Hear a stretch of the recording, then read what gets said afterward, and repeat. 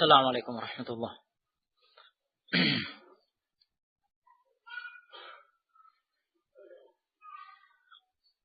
Bismillah, alhamdulillah, wassalatu wassalamu ala rasulillah wa ala alihi wa ashabihi wa man walah, ma ba'd. Kita lanjutkan bab yang ke-8, pembatal-pembatal puasa.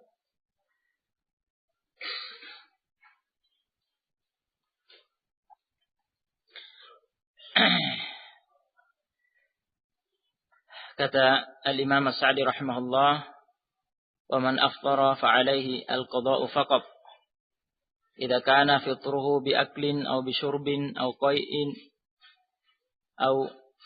qai'i amdin aw hijamatin aw imna'in bi mubasharatin illa man aftara bi jima'in fa innahu yaqdi wa ya'tiqu raqabatan fa in lam yajid fa siyamu shahrayn mutatabi'ain fa in lam yastati' fa it'amu 60 miskina.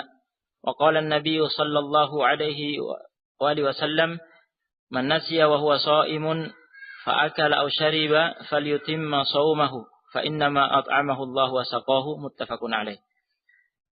Barang siapa berbuka batal puasa dengan makan, minum, muntah secara sengaja, berbekam atau mengeluarkan mani karena memeluk istri, kewajibannya hanyalah melakukan qada puasa tanpa kafarat. Akan tetapi orang yang berbuka dengan jima',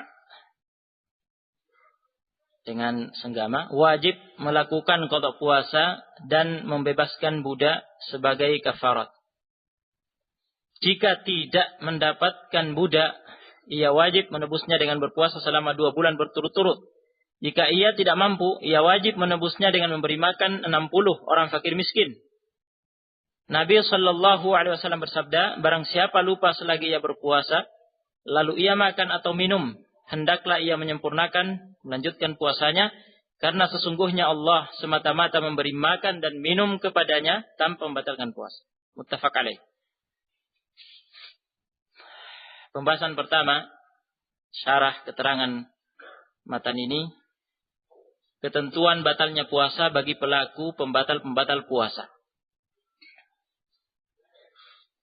Barang siapa melakukan salah satu dari pembatal-pembatal puasa, puasanya batal.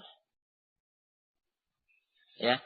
Namun sebagian ulama menyebutkan bahwa puasa batal dengan salah satu dari pembatal-pembatal puasa jika terpenuhi syarat-syarat. Ya. Terpenuhi syarat-syarat yang syarat-syarat itu ya seluruhnya, pertama, melakukannya dengan sengaja. Jika melakukan pembatal puasa dengan sengaja. Ya, syarat kedua, melakukan pembatal puasa dengan sadar, ingat. Ya. Yang ketiga, melakukan pembatal puasa dengan mengetahui hukum perkara itu sebagai pembatal puasa dan mengetahui keadaan. Ya. Ini 3 syarat yang harus terpenuhi. Jika melakukan pembatal puasa tanpa sengaja, tidak batal puasanya. Jika melakukan pembatal puasa tanpa sadar, dalam keadaan lupa, tidak batal puasanya. Jika melakukan dalam keadaan tidak mengetahui hukum, tidak mengerti hukum bahwa itu adalah pembatal puasa, atau tidak mengerti hukum ya keadaan yang ada, tidak mengerti keadaan, yang akan diterangkan nanti maknanya, tidak batal puasanya. Nah,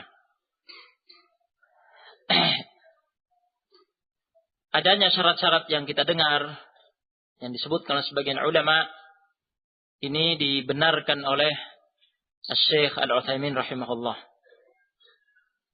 Ya. Dalil-dalil yang menunjukkan syarat-syarat itu, pertama, dalil yang menunjukkan dipersyaratkannya unsur kesengajaan firman Allah Subhanahu wa taala dalam surat Al-Ahzab ayat 5, "Wa laisa 'alaikum junahun fima akhta'tum bihi, walakin ma ta'ammadat qulubukum. Wa kana Allahu ghafurur rahim." Tidak ada dosa bagi kalian atas apa yang kalian tersalah padanya. Tersalah padanya, yakni tidak sengaja. Tetapi yang ada dosanya apa yang disengaja oleh kalbu kalian, dan adalah Allah Subhanahu wa taala Maha Pengampun lagi Maha Penyayang. Ya, juga Al-Baqarah ayat 286, "Rabbana la tu'akhidna in nasina aw akhtana." Orang-orang mukmin itu berdoa, "Wahai Rabb kami, janganlah Engkau hukum kami jika kami lupa atau kami tersalah." Doa ini dikabulkan oleh Allah Subhanahu wa taala. Pada hadis Ibnu Abbas riwayat Muslim, Allah Subhanahu wa taala mengabulkan, menjawab na'am, ya. Dijawab oleh Allah Subhanahu wa taala, dikabulkan. Jadi Allah tidak akan menghukum hamba-hambanya atas sesuatu yang dikerjakan dalam keadaan lupa atau dalam keadaan tersalah tanpa sengaja. Nah, misalnya seseorang tanpa sengaja menelan debu atau asap, dan akan dibahas nanti. Debu yang berterbangan di sekitar kita di jalan, hal yang sulit dihindari. Tidak mungkin dihindari, itu mesti tertelan. Mesti terhirup tanpa sengaja, itu dimaafkan tentunya. Atau menelan asap tanpa sengaja, atau ada serangga lagi buka mulut tiba-tiba masuk lalat, tertelan, tidak sengaja. Nah, kalau sengaja ambil lalat dimasukkan, ditelan, batal puasanya. Tapi ini terbang masuk tanpa sengaja. Nah, dimaafkan. Baik. Begitu pula masuk dalam kategori ini, jika seseorang dipaksa membatalkan puasanya dengan ancaman atau tindakan yang membuatnya tidak bisa mengelak dari paksaan itu, dikenal dengan istilah mukrah.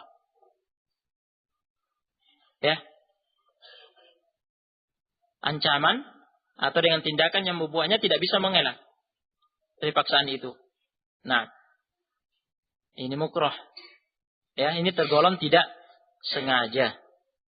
Ini tergolong tidak sengaja. Nah, yang kedua, dalil yang menunjukkan dipersyaratkannya unsur sadar pada pelaku pembatal puasa, sadar, ingat. Hadis Abu Hurairah radhiyallahu anhu, sabda Rasulullah sallallahu alaihi wasallam, "Man nasiya wa huwa shaimun fa akala aw shariba falyutimma shaumahu fa inna ma at'amahu Allah wa saqahu." Barang siapa lupa, tidak sadar selagi ia berpuasa, lalu ia makan atau minum, hendaklah melanjutkan puasanya, karena sesungguhnya Allah semata-mata memberi makan dan minum kepadanya tanpa membatalkan puasa. Muttafaq alaih. Dan keumuman makna firman Allah Subhanahu wa taala yang telah lewat. Rabbana la tu'akhidna in nasina aw akhtana. Doa kaum mukminin agar tidak dihukum oleh Allah Subhanahu wa taala atas sesuatu yang dikerjakan dalam keadaan lupa. Yang ketiga, dalil yang menunjukkan dipersyaratkannya unsur mengetahui hukum pada pelaku pembatal puasa. Jika tidak mengerti hukum, dimaafkan. Dalilnya adalah hadis Adi bin Hatim radhiyallahu anhu. Adi bin Hatim radhiyallahu anhu berkata, "Lamma nazalat," ketika turun firman Allah Subhanahu wa taala, "Hatta yatabayyana lakumul khaytul abyadu minal khaytil aswadi." Yani makan, minumlah kalian hingga tampak jelas bagi kalian benang putih dari benang hitam. Maksudnya apa? Warna putih, yaitu terangnya awal siang, dari warna hitam, yaitu gelapnya sisa malam, itu yang terbitnya fajar. Ini makna ayat. Namun terkait dengan Adi bin Hatim ketika itu tidak faham makna ayat ini. Kata Adi bin Hatim, ketika turun ayat ini, Ya, benang putih hingga tampak jelas benang putih dari benang hitam. Ya. Amadtu ila iqalin aswada wa ila iqalin abyada faj'altuhuma tahta wisadati. Ya, aku sengaja mengambil sebuah tali hitam dan tali putih, lalu meletakkannya di bawah bantalku, kata Adi bin Hatim. Faja'altu anzuru fil laili fala yastabinu li. Mulailah aku memandanginya di malam itu. Ya, yakni sambil masih terus makan. Nah, nunggu sampai terbedakan benang hitam dengan benang putih ini. Ternyata sama terus ini. Nah, ya, tidak jelas. Nah, faghadawtu ala Rasulillah sallallahu alaihi wasallam fadzakartu lahu dzalik. Lalu aku bergegas mendatangi Rasulullah sallallahu alaihi wasallam dan menceritakan kejadian itu kepada beliau. Faqal, Nabi alaihi wasallam bersabda, "Innama dzalika sawadul laili wa bayadun nahar." Sebenarnya yang dimaksud dengan itu adalah hitamnya malam, ya. Dan yakni hitamnya gelapnya malam dan putihnya terangnya siang. Itu yang dimaksud dengan kata benang di situ. Yakni warna. Ya, yang hitam itu maksudnya gelapnya malam, yang putih itu maksudnya terangnya, putihnya siang. Muttafaq alaih. Namun Adi bin Hatim dalam kasus ini, ya, tidak dihukumi batal puasanya oleh Rasulullah SAW. Kenapa? Karena dia melakukan itu radhiyallahu anhu dalam keadaan tidak mengerti hukum. Ya, salah faham. Nah, kejadian tersebut juga dialami oleh sahabat yang lain sebagaimana dikisahkan dalam hadis Sahal bin Sa'ad radhiyallahu anhu yang dikeluarkan oleh Al-Bukhari dan Muslim, ya. Hadisnya disebutkan di sini secara lengkap. Ya. Jadi ketidaktahuan sebagian sahabat pada waktu itu terhadap hukum terbitnya fajar sebagai batas awal dimulainya puasa karena salah paham menafsirkan ayat, ya, itu dimaafkan dan tidak dinyatakan batal puasanya oleh Rasulullah sallallahu alaihi wasallam.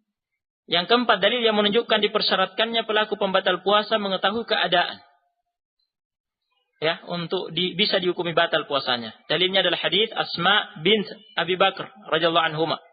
Asma radhiyallahu anha berkata, "Aftarna ala ahdin Nabi sallallahu alaihi wasallam yauma ghaimin thumma tala'atis syams." Kami pernah berbuka pada masa hidup Nabi sallallahu alaihi wasallam di hari yang mendung. Kemudian matahari kembali muncul. Hadis riwayat Al-Bukhari. Jadi ketika itu para sahabat pada masa Nabi sallallahu alaihi wasallam, ya, mereka menyangka matahari sudah terbenam. Ya, ketika itu mendung, tidak terlihat mataharinya. Perkiraan mereka, oh ini sudah terbenam. Mereka pun berbuka. Ternyata tersingkap awannya, mataharinya belum terbenam. Berarti mereka berbuka sebelum terbenam matahari kan? Nah, ternyata tidak dinukil bahwa Nabi sallallahu alaihi wasallam menyatakan puasa mereka, puasa para sahabat itu batal. Ya. Kenapa? Itu dimaafkan. Karena ketidaktahuan mereka akan keadaan matahari yang belum terbenam. Ya. Karena terhalang oleh mendung. Ya, jadi mereka membangun hukum ketika itu dengan ghalabatul dhon, dengan dhon rajih, yakni dengan prediksi kuat, dengan dugaan kuat. Menurut persangkaan mereka ternyata yang namanya juga dugaan ternyata meleset. Ya, namun itu dimaafkan. Iya.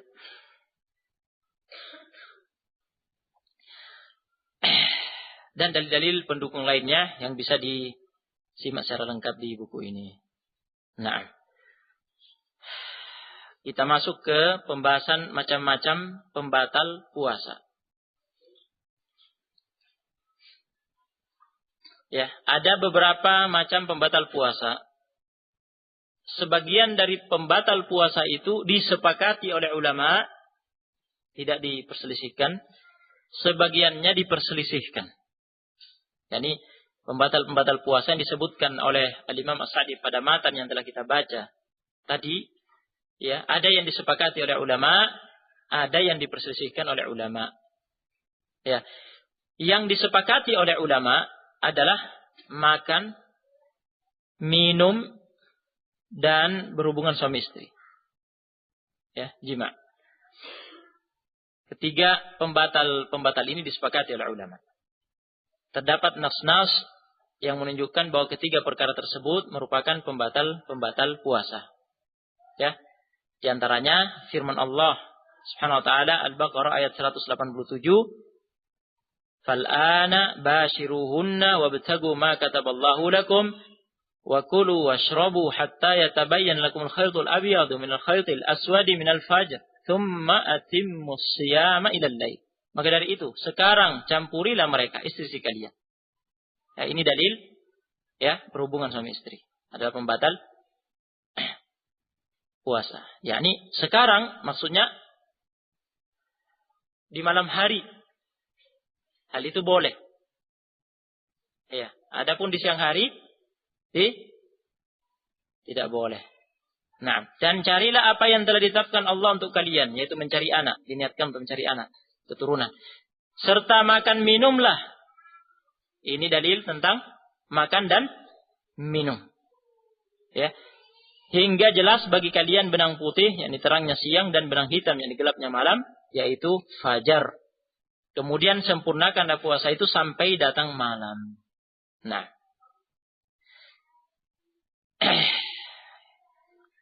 seluruh ulama ijma' sepakat dalam masalah ini. Ketiga perkara tersebut merupakan pembatal puasa, walhamdulillah. Rincian pembatal puasa dari jenis makan dan minum. Ya, sekarang kita butuh mempelajari rincian pembatal puasa dari jenis makan dan minum. Rinciannya. Definisi makan dan minum disebutkan oleh Syekh Ibnu Utsaimin. Ya, ini yang kami tampilkan di sini. Definisinya adalah memasukkan sesuatu ke lambung melalui mulut. Memasukkan sesuatu ke lambung melalui mulut. Sesuatu yang dimakan atau diminum yang bisa membatalkan puasa diperselisihkan sifatnya oleh para ulama. Sebagian ulama menyatakan sesuatu tersebut bersifat umum. Meliputi sesuatu yang memberi manfaat, sesuatu yang memberi mudarat, atau sesuatu yang tidak memberi manfaat, tidak pula mudarat. Apa saja yang memiliki sifat tersebut, ya, jika dimakan dan diminum batalkan puasa. Baik yang dimakan itu atau diminum itu memberi manfaat, atau justru memberi mudarat, atau tidak ada manfaatnya, tidak ada mudaratnya, yang jelas dimasukkan lewat mulut masuk ke lambung, itu masuk dalam kategori makan dan minum. Ya. Pendapat ini berdasarkan keumuman ayat, keumuman makna ayat, wa kulu washrabu ila akhiril ayat. Makan, minumlah kalian, dan seterusnya sampai akhir ayat. Ya. Umum, makan, minumlah. Apa saja yang dimakan dan minum masuk dalam keumuman makna ayat ini. Ya, ini pendapat jumhur. Ya, pendapat mayoritas ulama yang didukung oleh Syekh Ibnu Utsaimin. Termasuk sesuatu yang memberi mudarat, bisa kalian lihat pada catatan kaki nomor 6, yaitu merokok. Ya. Menghirup asap rokok dengan mulut, menelannya secara sengaja. Ya. Ada sebagian yang lewat mulut dan ada sebagian yang lewat hidung mungkin. Dan kita akan pelajari nanti bahwa hidung termasuk lubang masuknya sesuatu yang semakna dengan makan dan minum. Nah, jadi jika lewat hidung masuk ke lambung, semakna dengan makan dan minum yang melalui mulut. Nah, jadi merokok itu membatalkan puasa. Merokok itu kategorinya apa? Makan asap. Makan asap. Atau minum asap. Kalau orang Arab bilangnya apa? Syurbud dukhan. Syurb itu artinya minum. Minum dukhan. Jadi minum asap. Kalau kita artikan secara bahasanya ke bahasa kita. Jadi merokok itu makan, minum asap. Itu membatalkan puasa. Nah. Iya. Jadi kalau misalnya ada yang bertanya, dari sisi mana merokok itu dianggap membatalkan puasa? Jawabannya apa? Itu termasuk kategori makan dan minum. Nah.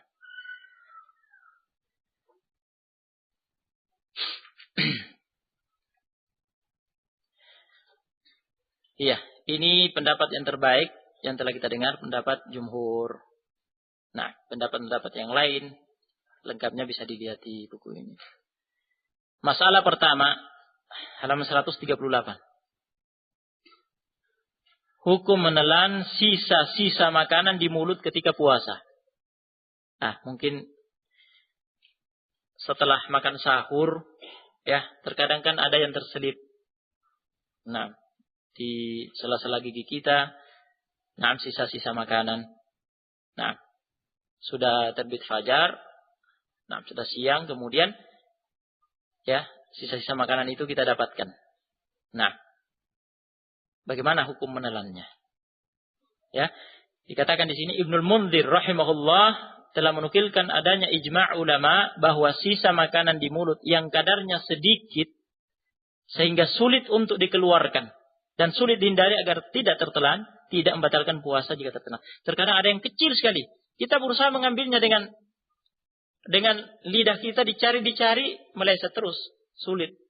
Karena kecil, halus, akhirnya tertelan. Tidak bisa diambil memang. Karena memang kecil, halus, sulit dihindari.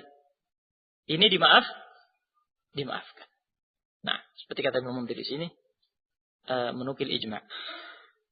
Berikutnya, jumhur ulama berpendapat bahwa sisa makanan di mulut yang kadarnya banyak dan masih bisa dihindari agar tidak tertelan dengan cara meludahkannya.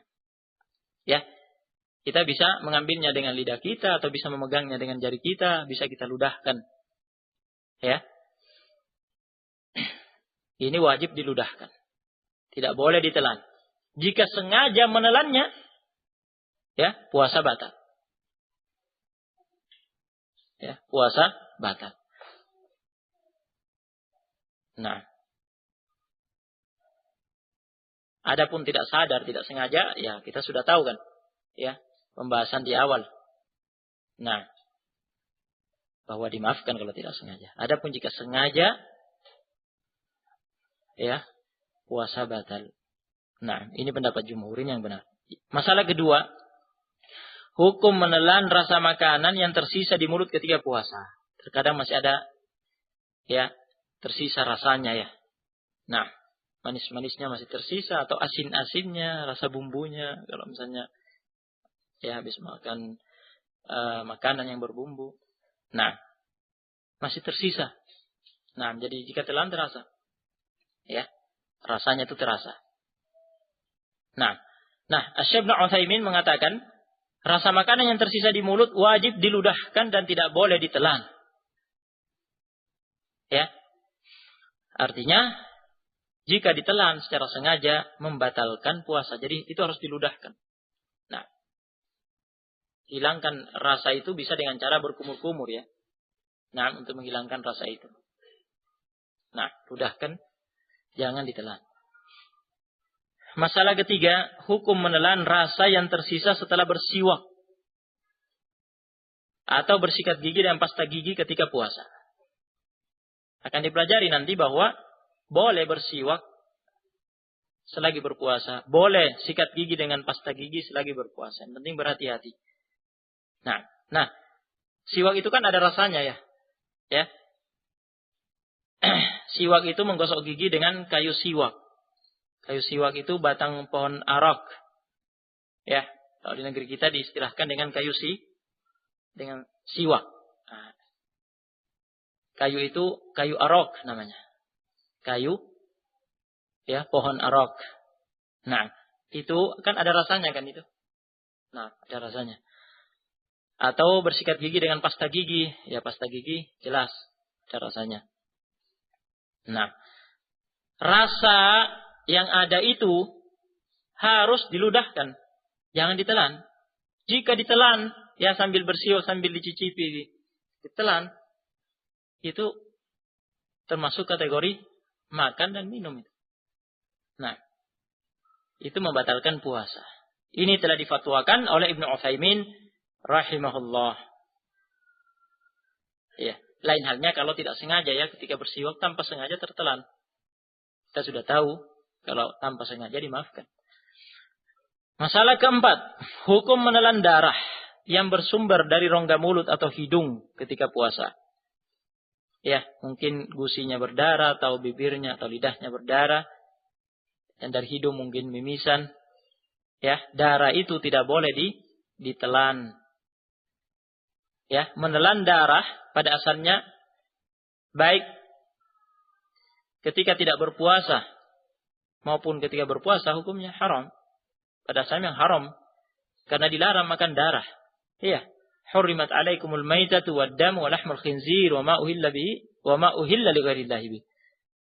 Nah, diharamkan atas kalian memakan bangkai, darah, daging babi dan apa-apa yang disembelih atas nama selain Allah.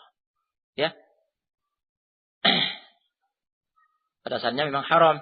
Jika itu dilakukan saat berpuasa, ya, darah itu ditelan oleh orang yang berpuasa, batal puasanya. Batal puasanya. Nah, ini telah ditegaskan oleh Ibnu Qudamah dan Ibnu Utsaimin. Ya.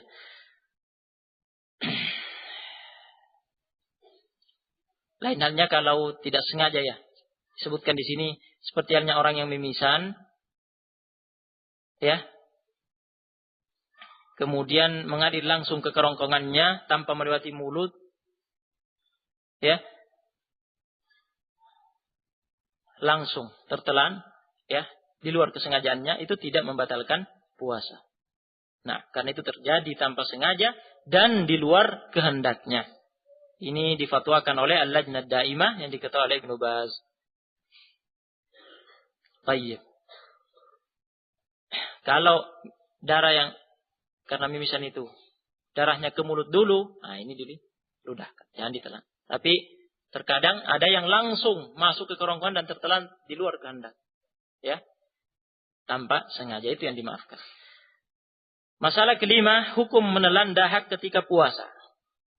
Ya, jika dahak turun ke kerongkongan tanpa melewati mulut dan tertelan, hal ini tidak membatalkan puasa. Meskipun terasa saat tertelan, sebab dahak tersebut tidak sempat masuk ke rongga mulut. Ya. Tetapi langsung mengalir, turun ke kerongkongan dan tertelan di luar kehendaknya. Terkadang begitu kan, dahak itu langsung masuk.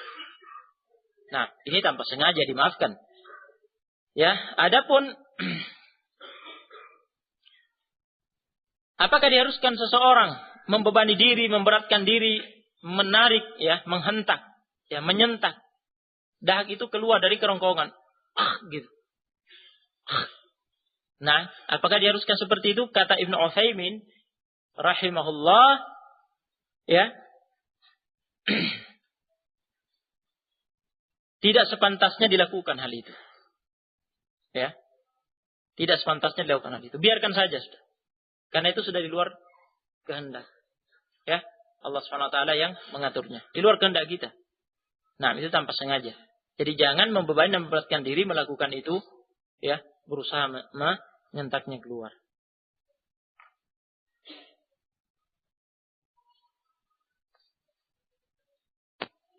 Diputar aja itu biar enggak panas.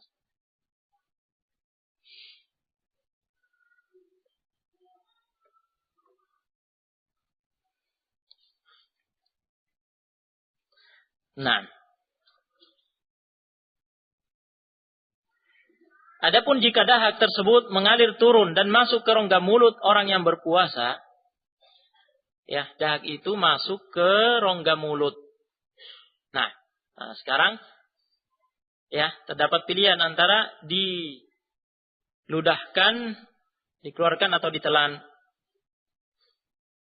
Nah, yang jelas, sebelum kita bahas apakah membatalkan atau tidak jika sengaja menelan dahak yang masuk ke mulut ini. Nah, di sini kami menyebutkan di paragraf terakhir halaman 140 Syekh Ibnu Utsaimin menegaskan haramnya menelan dahak yang ada di mulut, baik bagi yang berpuasa maupun yang tidak. Sebab dahak adalah sesuatu yang kotor dan menjijikkan. Bahkan boleh jadi membawa penyakit yang keluar dari tubuh sehingga bisa bermudarat bagi orang yang menelannya. Nah, adapun masalah apakah membatalkan puasa atau tidak jika sengaja menelannya, ini diperselisihkan oleh ulama. Ya, ada yang mengatakan tidak membatalkan puasa, ada yang mengatakan ya membatalkan puasa dengan alasan yang mengatakan membatalkan puasa alasannya dahak itu diproduksi di kepala dan mengalir turun ke mulut sebagai zat yang asing di mulut. Ya, beda dengan ludah. Kalau ludah diproduksi di rongga mulut, ini tidak bisa dihindari. Jadi menelan ludah nggak apa-apa, tidak membatalkan puasa. Ini tidak bisa dihindari karena diproduksi di rongga mulut. Adapun dahak ini tidak, di atas di kepala turun mengalir masuk ke mulut, bisa dihindari dengan diludahkan. Ya, wallahu a'lam. Ya, dalam hal ini kami ya memilih pendapat yang mengatakan membatalkan puasa. Ya, membatalkan puasa. Ini pendapat Asy-Syafi'i dan salah satu riwayat dari Al-Imam Ahmad. Nah, wallahu a'lam. Masalah ke-6.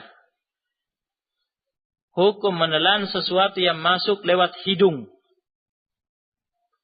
Ya, menelan sesuatu yang masuk lewat hidung membatalkan puasa. Karena hidung merupakan salah satu saluran masuk ke kerongkongan menuju lambung yang dianggap memiliki kedudukan yang sama dengan mulut. Ini pendapat jumhur. Dipilih oleh Ibnu Taimiyah, Ibnu Baz, Ibnu Utsaimin rahimahumullahu jami'an. Itulah sebabnya Rasulullah sallallahu alaihi wasallam bersabda dalam hadis Laqit bin Sabirah radhiyallahu anhu yang dikeluarkan oleh Ahmad, Abu Daud, At-Tirmidzi, An-Nasa'i, Ibnu Majah, dinyatakan sahih oleh Al-Albani dan Al-Wadi'i. Kata Rasulullah sallallahu alaihi wasallam, "Wa baligh fil istinsyaqi illa an takuna sha'iman."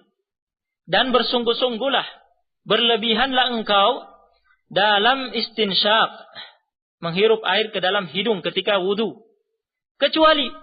Diperkecualikan oleh Nabi SAW. Setelah memerintahkan bersungguh-sungguh berlebihan dalam istinsyaq, menghirup air ke dalam hidung sejauh-jauhnya, diperkecualikan kecuali engkau dalam keadaan berpuasa.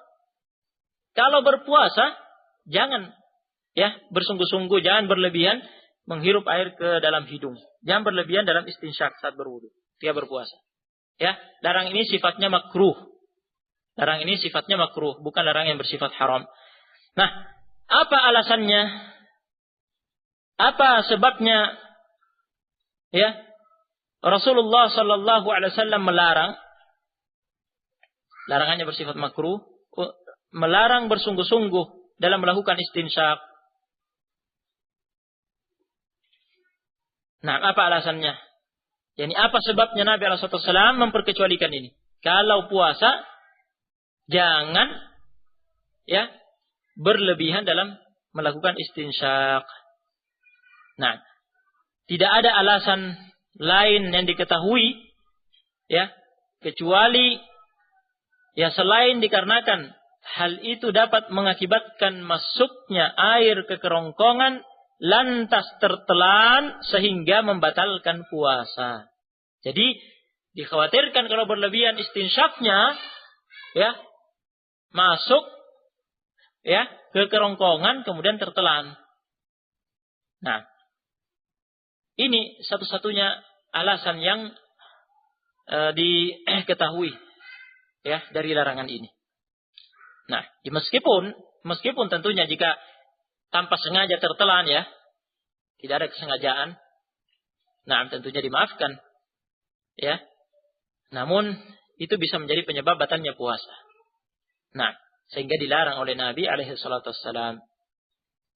Nah,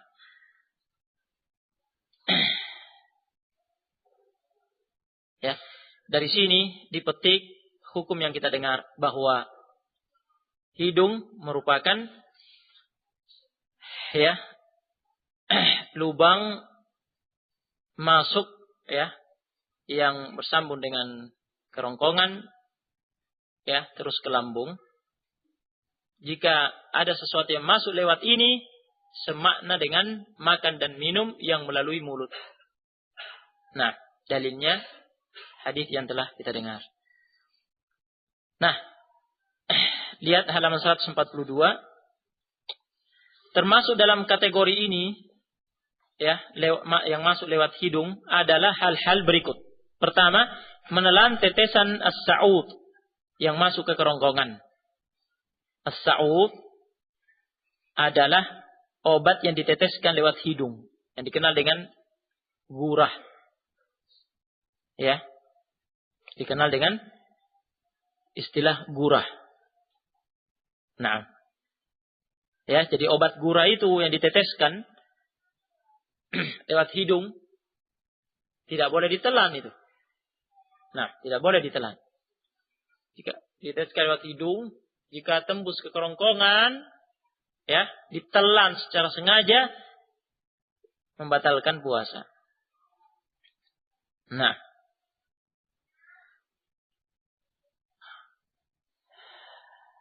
ya, ini mazhab Malik difatwakan oleh Syekh Ibnu Baz dan Syekh Al-Utsaimin. Yang kedua, yang masuk dalam kategori ini, menghirup asap wangi pedupaan dan sejenisnya. Menghirup asap wangi pedupaan dan sejenisnya. Asap wangi pedupaan adalah sesuatu yang terlihat zatnya, berwujud. Ya, sebagian orang senang membakar pedupaan. Ya, kalau orang Arab, ya, mereka memang punya kebiasaan seperti itu untuk mengharumi ruangan, ya, rumah mereka dan masjid. Nah, masjid diharumi dengan itu.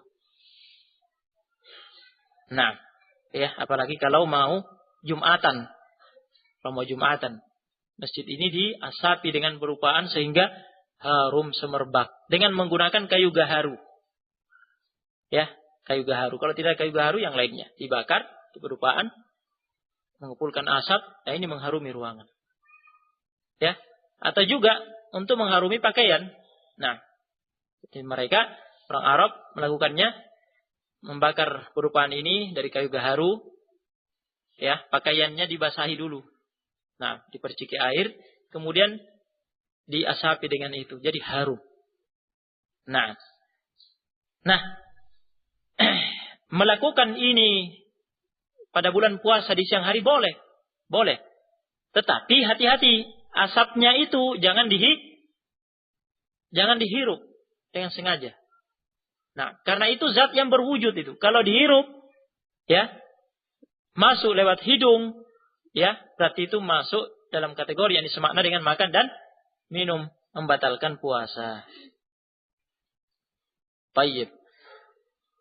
Ini juga telah difatwakan oleh Syekh Utsaimin dan Al-Lajnah Daimah yang diketuai oleh Ibnu Baz. Nah, seluruh jenis asap, ya, lihat halaman 143, seluruh jenis asap memiliki hukum yang sama dengan ini, yaitu membatalkan puasa jika dihirup secara sengaja. Lain halnya kalau tidak sengaja, ya. Nah, masalah ketujuh, hukum mendapatkan injeksi, suntikan ketika puasa. Ya, injeksi, suntikan, hal yang telah kita kenal, ya. Masukkan suatu zat melalui jarum suntik ke otot ataupun urat. Nah, terbagi menjadi dua jenis. Ada yang bersifat sebagai suplai, zat-zat makanan dan minuman bergizi serta penguat bagi tubuh, nutrisi tubuh. Berfungsi sebagai nutrisi tubuh, yaitu suntikan infus. Ya, itu sebagai pengganti makanan dan minuman. Ya, pada orang yang, ya, sakitnya cukup parah. Yang kedua, ada pula yang bersifat injeksi biasa yang tidak bersifat sebagai nutrisi tubuh. Ya, sifatnya hanya menyuntikkan obat atau menyuntikkan, masukkan vitamin. Ya. Nah, apakah injeksi suntikan ini membatalkan puasa atau tidak? Ya. Ulama berbeda pendapat dalam masalah ini. Kesimpulannya yang benar di antara pendapat-pendapat ulama, ya, ini yang kami nukil di sini, ya. Yang benar adalah pendapat yang mengatakan bahwa injeksi jenis yang pertama yaitu infus membatalkan puasa karena memiliki fungsi dan kedudukan yang sama dengan makan dan minum. Ya, sebenarnya pada prakteknya infus itu biasanya dilakukan sudah pada kondisi darurat. Ya, sebagai pengganti makan dan minuman. Yakni kondisi seperti itu, ya, sudah bukan kondisi yang seseorang berpikir untuk berpuasa. Nah, namun barangkali dia mengatakan, ya mumpung saya tidak bisa makan dan minum, saya puasa saja. Ya, kan tidak bisa juga makan dan minum, sulit masuk gitu loh. Nah, kondisinya sudah, ya saya berniat berpuasa saja. Ya tidak bisa, karena infus itu makan dan minumnya Anda itu. Nah, tayyib. Adapun jenis yang kedua, yang sifatnya injeksi biasa, yang masukkan, menyuntikkan obat atau vitamin, ini tidak membatalkan puasa. Ya, ini tidak membatalkan puasa. Nah, meskipun dirasakan, ya, didapati rasanya di kerongkongan, itu tidak membatalkan puasa. Nah, karena dimasukkan lewat apa? Disuntikkan lewat otot atau urat. Jadi sudah kita pelajari sebelumnya bahwa yang termasuk dalam kategori makan dan minum adalah yang lewat mulut, masuk kerongkongan ke lambung, atau lewat hidung ke kerongkongan ke lambung. Nah, sementara ini tidak melewati itu. Dan juga tidak berfungsi, ya, seperti makan dan minuman. Tidak sama dengan makan dan minuman. Tidak berfungsi seperti infus. Nah, jadi ini tidak membatalkan puasa. Lain halnya dengan infus. Seperti telah kita dengar tadi. Pendapat ini yang difatwakan oleh Asy-Syaikh Al-Albani, Asy-Syaikh Ibnu Baz, Al-Lajnah Daimah, yang juga diketuai oleh Ibnu Baz, ya, dan Asy-Syaikh Al-Utsaimin. Nah, ini sederetan imam-imam ahli fatwa pada abad ini yang memfatwakan pendapat ini. Masalah ke-8, hal-hal lain yang tidak termasuk dalam kategori makan dan minum yang membatalkan puasa.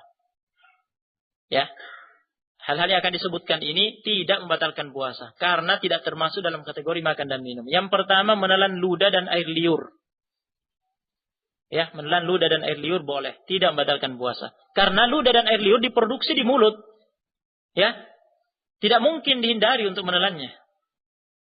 Nah, jadi pekerjaan tersendiri itu kalau mau dikeluarkan terus. Nah, tidak mungkin. Ya, jadi itu tidak membatalkan puasa. Nah,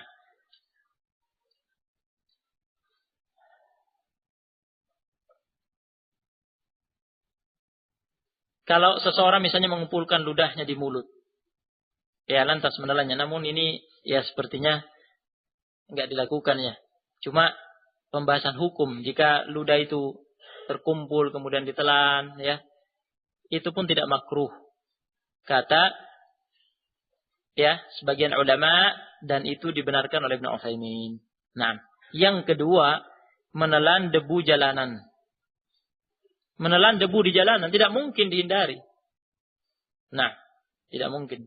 Jadi itu tidak membatalkan puasa. Begitu pula hal-hal yang sejenis dengan debu yang ada di jalan, yang berterbangan di jalan. Yang sejenis dengan ini dalam arti sulit dihindari. Ya, mesti tertelan. Ya, tanpa bisa dihindari, itu dimaafkan. Yang ketiga, merasai makanan, minuman atau minuman tanpa menelannya. Yaitu dirasai dengan lidah, ya. Tidak membatalkan puasa. Namun, ya, hukumnya makruh bagi yang tidak berkepentingan, yang tidak berhajat untuk melakukannya.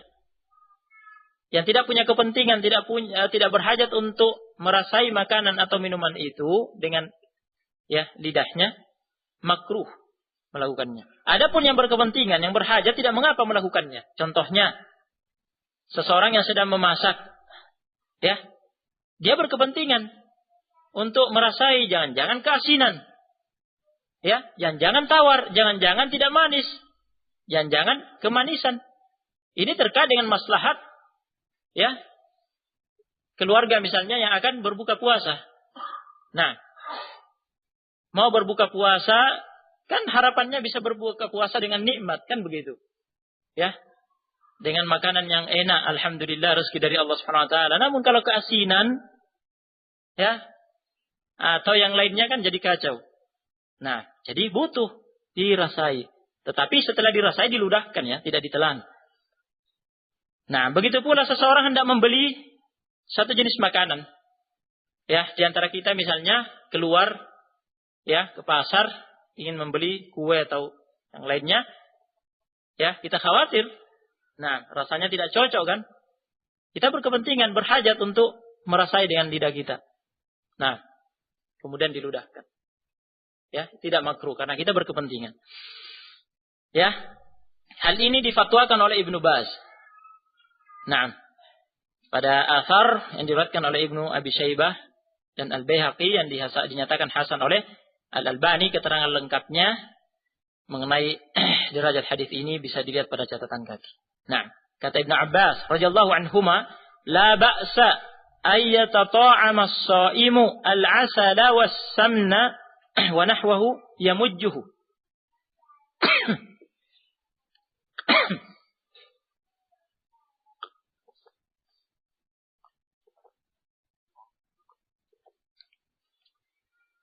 Dipelankan sedikit.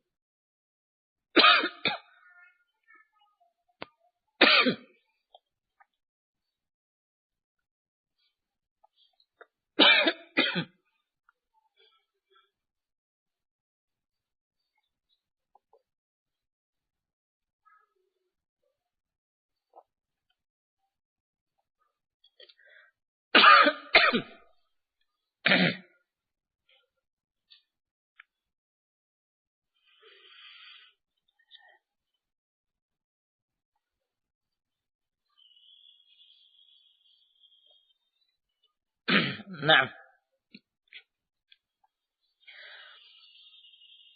kata Ibnu Abbas radhiyallahu anhuma, la ba'sa ay yatata'ama as-sha'imu al-'asala was-samna wa nahwahu yamujjuhu. Tidak mengapa bagi yang berpuasa untuk mencicipi madu, mentega dan semisalnya lalu memuntahkannya. Nah, adapun yang tidak berkepentingan dimakruhkan melakukan ini. Kenapa dimakruhkan? Ya, karena bisa jadi dengan itu ada yang tertelan ke kerongkongan tanpa disadari. Nah, atau boleh jadi nafsu makannya kuat, ya, ketika ia mencicipi tidak tahan, malah ditelan, batal puasanya. Karena itu dimakruhkan kalau tidak punya kepentingan tadi. Baik. Ya. Kenapa dimakruhkan? Apakah ada dalil yang bisa menunjukkan ini dengan alasan yang kita dengar tadi? Ya, disebutkan di sini. Yaitu karena alasan ini pada hadits Laqid bin Sabirah yang lewat, Rasulullah SAW memakruhkan apa? Bagi orang yang berwudu ketika berpuasa, memakruhkan berlebihan dalam istinsyak, bersungguh-sungguh istinsyak. Jadi kalau berwudu istinsyaknya biasa-biasa saja. Jangan bersungguh-sungguh menghirupnya karena khawatir masuk ke kerongkongan tertelan. Nah, ya, makna ini sama dengan pembahasan kita sekarang. Yang keempat, menggunakan siwak. Ya, boleh, ya, bersiwak ketika berpuasa. Baik sebelum zawal maupun, ya, setelah zawal. Boleh. Ini pendapat yang benar. Ya. Sebagaimana difatwakan oleh Ibnu Taimiyah. Yang telah kami nukil keterangan Ibnu Taimiyah di sini. Juga Ibnu Qayyim. Ya. Juga Al-Albani, Ibnu Utsaimin. Ya. Akan tetapi yang diperhatikan, ya, ketika bersiwak, ya, terkadang ada serat-seratnya yang copot, lepas kan ya. Serat siwak itu Nah, ada yang lepas terkadang. Nah, itu jangan sampai ditelan itu. Kalau ditelan, berarti itu namanya makan.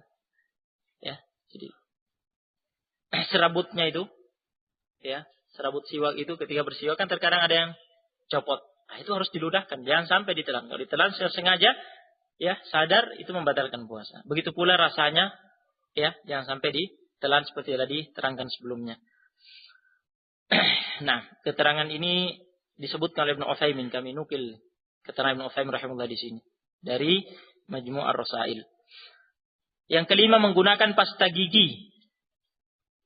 Ya. Menggunakan pasta gigi boleh. Ya, ini telah difatwakan oleh Syekh Ibnu Baz dan Syekh Ibnu Utsaimin. Ya. Tetapi diingatkan agar berhati-hati. Ya. Karena sebagian pasta gigi kuat sekali rasanya. Yang namanya pasta gigi kan kuat sekali rasanya. Nah, jangan sampai ada yang tertelan. Jadi berhati-hati ketika menggunakannya. Nah, adapun hukumnya boleh. Nah, rasanya sudah kita pelajari tadi, rasanya harus diludahkan. Nah, tidak boleh ditelan.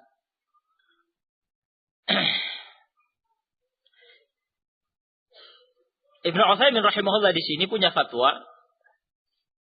Beliau punya fatwa sebaiknya menghindari pasta gigi, kata beliau, ketika berpuasa. Sebaiknya. Tetapi beliau tidak melarang. Ya, tetap boleh. Beliau hanya mengatakan sebaiknya dihindari. Namun jika seseorang melakukannya butuh, ya, dan dia melakukannya tidak mengapa. Nah, masalah ini longgar. Yang penting hati-hati. Rasanya jangan sampai ditelan. Nah, sehingga membatalkan puasa. Yang keenam, mandi bagi orang yang berpuasa diperbolehkan dan tidak membatalkan puasa disertai kehati-hatian agar tidak menelan air mandi melalui mulut atau hidung. Jadi mandi boleh. Nah, yang penting hati-hati, ya, agar tidak menelan air mandi melalui mulut atau hidung. Ini pendapat jumhur ulama, ya. Yang dipilih oleh Ibnu Taimiyah, Syaukani, Al-Lajnah Daimah, yang dikutip oleh Ibnu Baz dan Ibnu Utsaimin. Perhatikan, ikhwan, lebih dari itu Ibnu Utsaimin menyatakan di sini pada halaman 148, lebih dari itu Ibnu Utsaimin menyatakan bahwa mandi akan memberi kesegaran bagi orang yang berpuasa sehingga menjadikannya bersemangat dan lebih ringan dalam menjalankan ibadah puasa. Hal seperti ini tidak terlarang.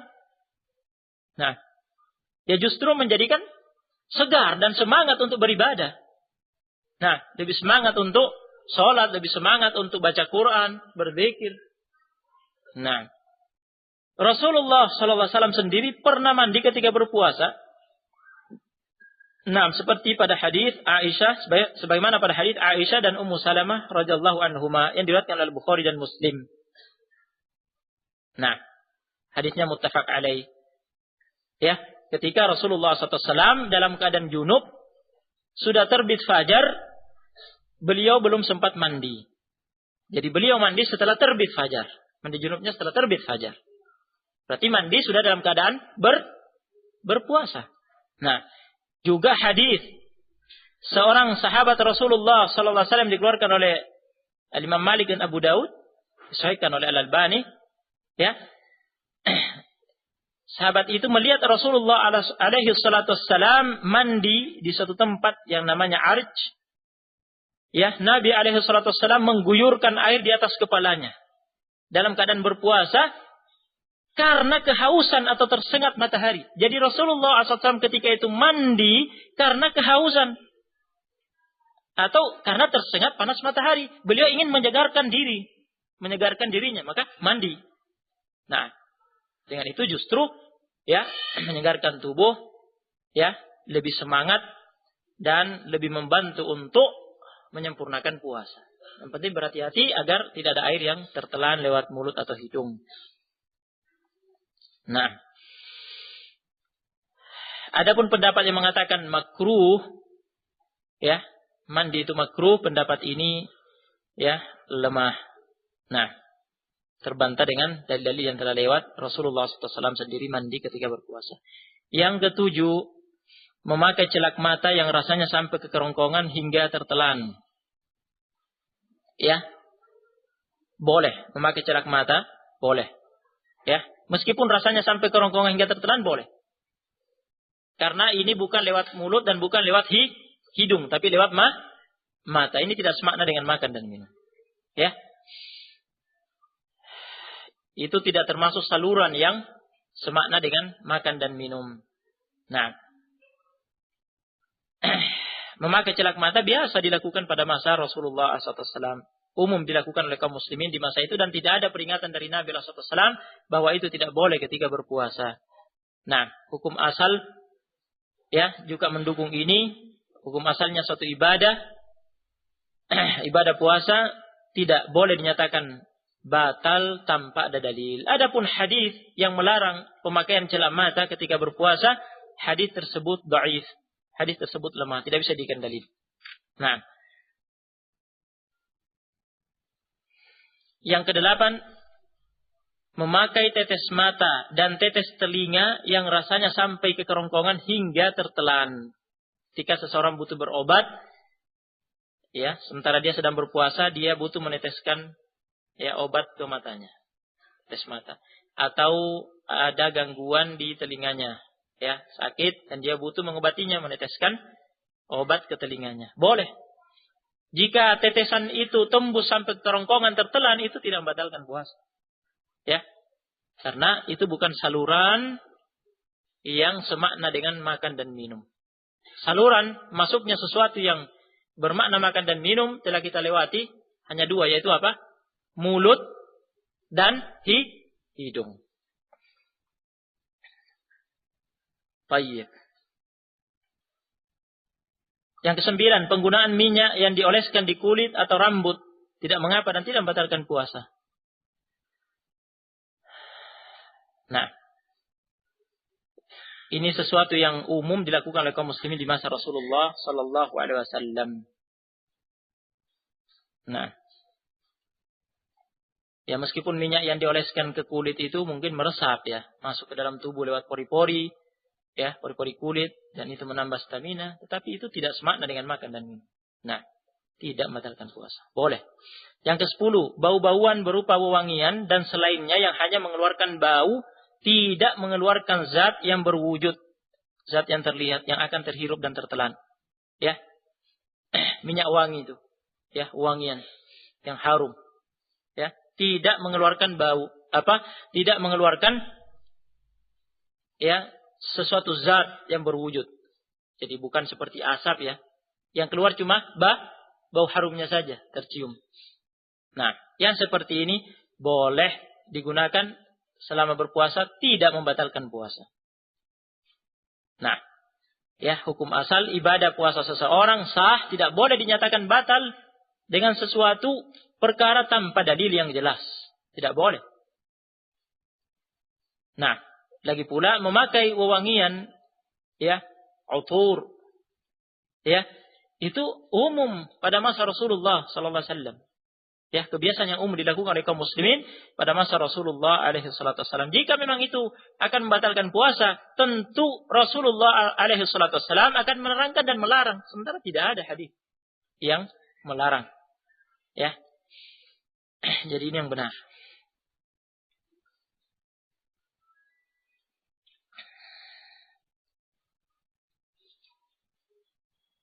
Kita sudah selesai dari penjelasan rincian ya makan dan minum yang membatalkan puasa. Pembatal puasa yang ketiga yang disepakati ulama seperti telah lewat adalah jima, ya, senggama. Mengenai rincian masalah ini bisa dibaca ya dengan leluasa dalam buku ini. Nah,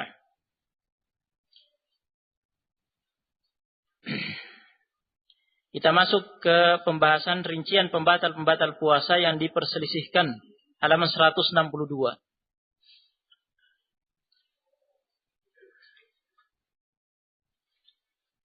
Rincian pembatal-pembatal puasa yang diperselisihkan. Ya, ada 2 pembatal puasa yang disebutkan oleh As-Sa'di rahimahullah pada matan, dan itu diperselisihkan oleh ulama, yaitu muntah dengan sengaja, dan yang kedua adalah berbekam. Iya. Nah, kedua masalah ini diperselisihkan oleh ulama sehingga butuh dibahas. Ya, apa yang rajih dalam masalah ini? Nah, Ibnul Mundzir rahimahullah menukilkan bahwa muntah dengan sengaja sebagai pembatal puasa merupakan ijma', kesepakatan para ulama. Jadi dinukilkan ijma'. Namun nukilan Ibnul Mundzir ini keliru. Jadi ya, terkadang ada ijma' yang dinukilkan dan nukilan itu keliru. Ya, ternyata ditemukan adanya perbedaan pendapat di antara ulama. Nah, termasuk masalah ini, nukilan itu keliru. Ya, masalah ini diperselisihkan oleh ulama. Nah,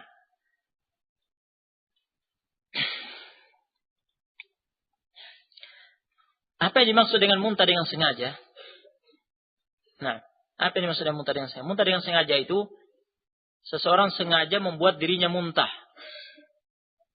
Ya, sebenarnya dia tidak mau muntah, tapi sengaja membuat dirinya muntah dengan cara mencium bau yang tidak sedap. Ya, cari bau yang tidak sedap, dia cium sehingga jadi muntah.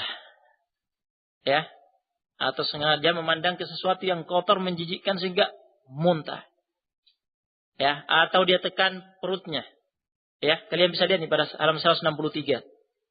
Nah, kami langsung menerangkan ini dulu agar paham apa maksud muntah dengan sengaja. Keterangan Asy-Syaikh Ibnu Utsaimin. Ya, paragraf yang kedua setelah hadis. Nah, atau menekan keras perutnya ditekan sampai muntah ya. Nah, atau jari jemarinya dimasukkan ke mulut.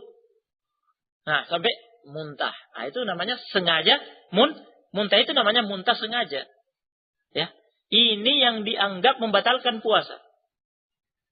Ya, menurut pendapat ini. Jika melakukan itu, puasanya batal. Nah, ya, ini yang dipilih oleh Sa'di rahimahullah sebagaimana kita dengar pada matan. Nah, dan ini pendapat jumhur ulama. Mereka berdalil dengan hadis Abu Hurairah radhiyallahu anhu bahwa Rasulullah sallallahu alaihi wasallam bersabda, hadisnya pada halaman 163, "Man dzara'ahul qai'u falaysa 'alaihi qada'un wa man istaqa'a 'amdan falyaqdi." Barang siapa terpaksa muntah artinya terkalahkan oleh perasaan mau muntah sehingga terpaksa muntah di luar kehendaknya. Jadi bukan disengaja seperti ya yang digambarkan tadi. Nah, dia pusing mungkin ya. Terus muntah meskipun dia berusaha untuk menahan supaya tidak muntah, dia tetap muntah. Nah, ini namanya terpaksa muntah. Ini bukan kesengajaan. Ya, barang siapa terpaksa muntah, ia tidak berkewajiban melakukan qada puasa. Barang siapa muntah dengan sengaja, hendaklah ia melakukan qada puasa. Jadi, dia menghendaki dan berupaya agar muntah, hingga benar-benar muntah dengan cara yang disebutkan tadi. Nah, keterangan Syekh Ibnu Utsaimin setelah ini, ya, menerangkan apa yang dimaksud dengan muntah dengan sengaja. Hadis ini, hadis Abu Hurairah radhiyallahu anhu, yang merincikan ini diriwayatkan oleh Abu Daud, At-Tirmidzi, Ibnu Majah dan yang lainnya. Nah, namun hadis ini diperselisihkan oleh ulama. Ya, diperselisihkan oleh ulama, akan datang keterangannya pada halaman berikutnya. Nah, ada yang mengatakan ini sabda Rasulullah SAW, ada yang mengatakan yang benar pada pernyataan hadis ini adalah ucapannya Abu Hurairah radhiyallahu anhu sendiri, bukan sabda Rasulullah SAW. Jadi diperselisihkan oleh pakar hadis.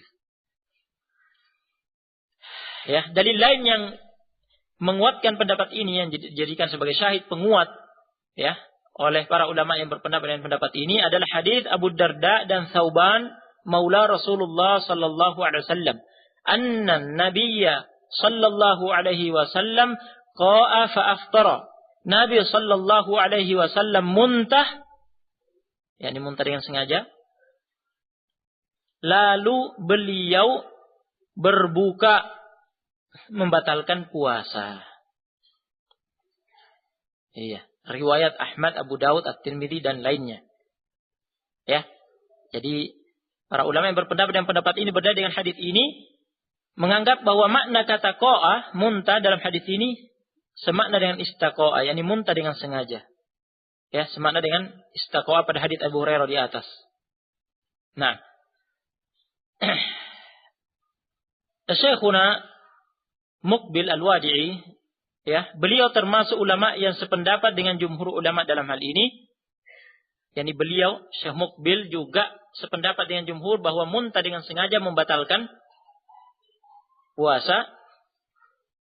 Tetapi beliau berdalil dengan hadis Abu Darda dan hadis Thauban.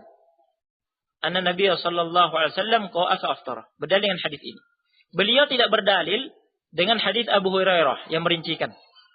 Ya, karena Syekh Muqbil berpendapat bahwa yang benar pada hadis Abu Hurairah tersebut adalah riwayat yang mauquf, ucapannya Abu Hurairah sendiri, sedangkan riwayat yang marfu, sabda Rasulullah sallallahu alaihi wasallam pada hadis tersebut riwayat yang syadz, riwayat yang ganjil. Ya. Nah, ini pendapat yang pertama. Pendapat yang kedua, pendapat yang mengatakan muntah dengan sengaja tidak membatalkan puasa selama tidak ada dari muntahan tersebut yang ditelan kembali secara sengaja. Ya, ketika muntah, ya, meskipun muntah dengan sengaja, ya. Nah, itu tidak membatalkan puasa. Ya. Tetapi kalau muntah kemudian, ya, muntahan tersebut ada yang ditarik kembali kemudian ditelan, nah justru ini membatalkan puasa karena itu namanya makan. Nah, jadi jika adapun jika ada dari muntahan itu yang ditelan kembali secara sengaja, ini artinya makan sesuatu yang membatalkan puasa. Nah, pendapat ini, ya, adalah pendapat Ibnu Mas'ud radhiyallahu anhu, Ikrimah, Rabi'ah Ar-Ra'i, gurunya Imam Malik, dan ulama lainnya, ya, rahimahumullah. Pendapat ini berdalil dengan hukum asal, bahwa pada asalnya puasa seseorang adalah sah sampai ada dalil yang jelas menyatakan batalnya. Menurut mereka tidak ada dalil yang menunjukkan batalnya. Nah, ada hadis disebutkan di catatan kaki yang menyebutkan 3 perkara yang membatalkan puasa. Salah satunya adalah muntah. Hadis itu lemah. Nah, adapun hadis Abu Hurairah radhiyallahu anhu telah disyaratkan tadi ada perselisihan riwayat. Ya, ada yang meriwayatkan mauquf, yaitu dinisbatkan kepada Abu Hurairah radhiyallahu anhu sendiri, yakni ucapan Abu Hurairah sendiri. Ada riwayat yang marfu dinisbatkan kepada Rasulullah sallallahu alaihi wasallam sebagai sabdanya. Ya. Nah, beberapa imam ahli hadis seperti Imam Ahmad, Al-Bukhari dan At-Tirmidzi, Al-Imam Ahmad, Al-Bukhari dan At-Tirmidzi menguatkan riwayat yang mauquf. Ya. Al-Imam Ahmad, Al-Bukhari dan At-Tirmidzi mengatakan bahwa yang benar pada periwayatan hadis ini adalah riwayat yang mauquf. Adapun riwayat yang marfu, riwayat yang ganjil dan keliru, istilahkan dengan syadz. Nah, kami katakan di sini, tentu saja keterangan mereka lebih didahulukan daripada yang lainnya dalam masalah ini, karena mereka adalah para imam penghafal hadis yang ahli di bidang penyakit-penyakit hadis. Oleh karena itu, ya, guru kami Syekh Muqbil sendiri, ya, berjalan bersama mereka, bersama Imam Ahmad, Al-Bukhari, At-Tirmidzi. Beliau tidak berdalil dengan hadis Abu Hurairah. Nah, beliau menganggap itu ucapan Abu Hurairah radhiyallahu anhu, bukan sabda Nabi sallallahu alaihi wasallam. Adapun hadis Abu Darda dan hadis Thauban radhiyallahu anhuma, ini diperselisihkan sanadnya. Ya.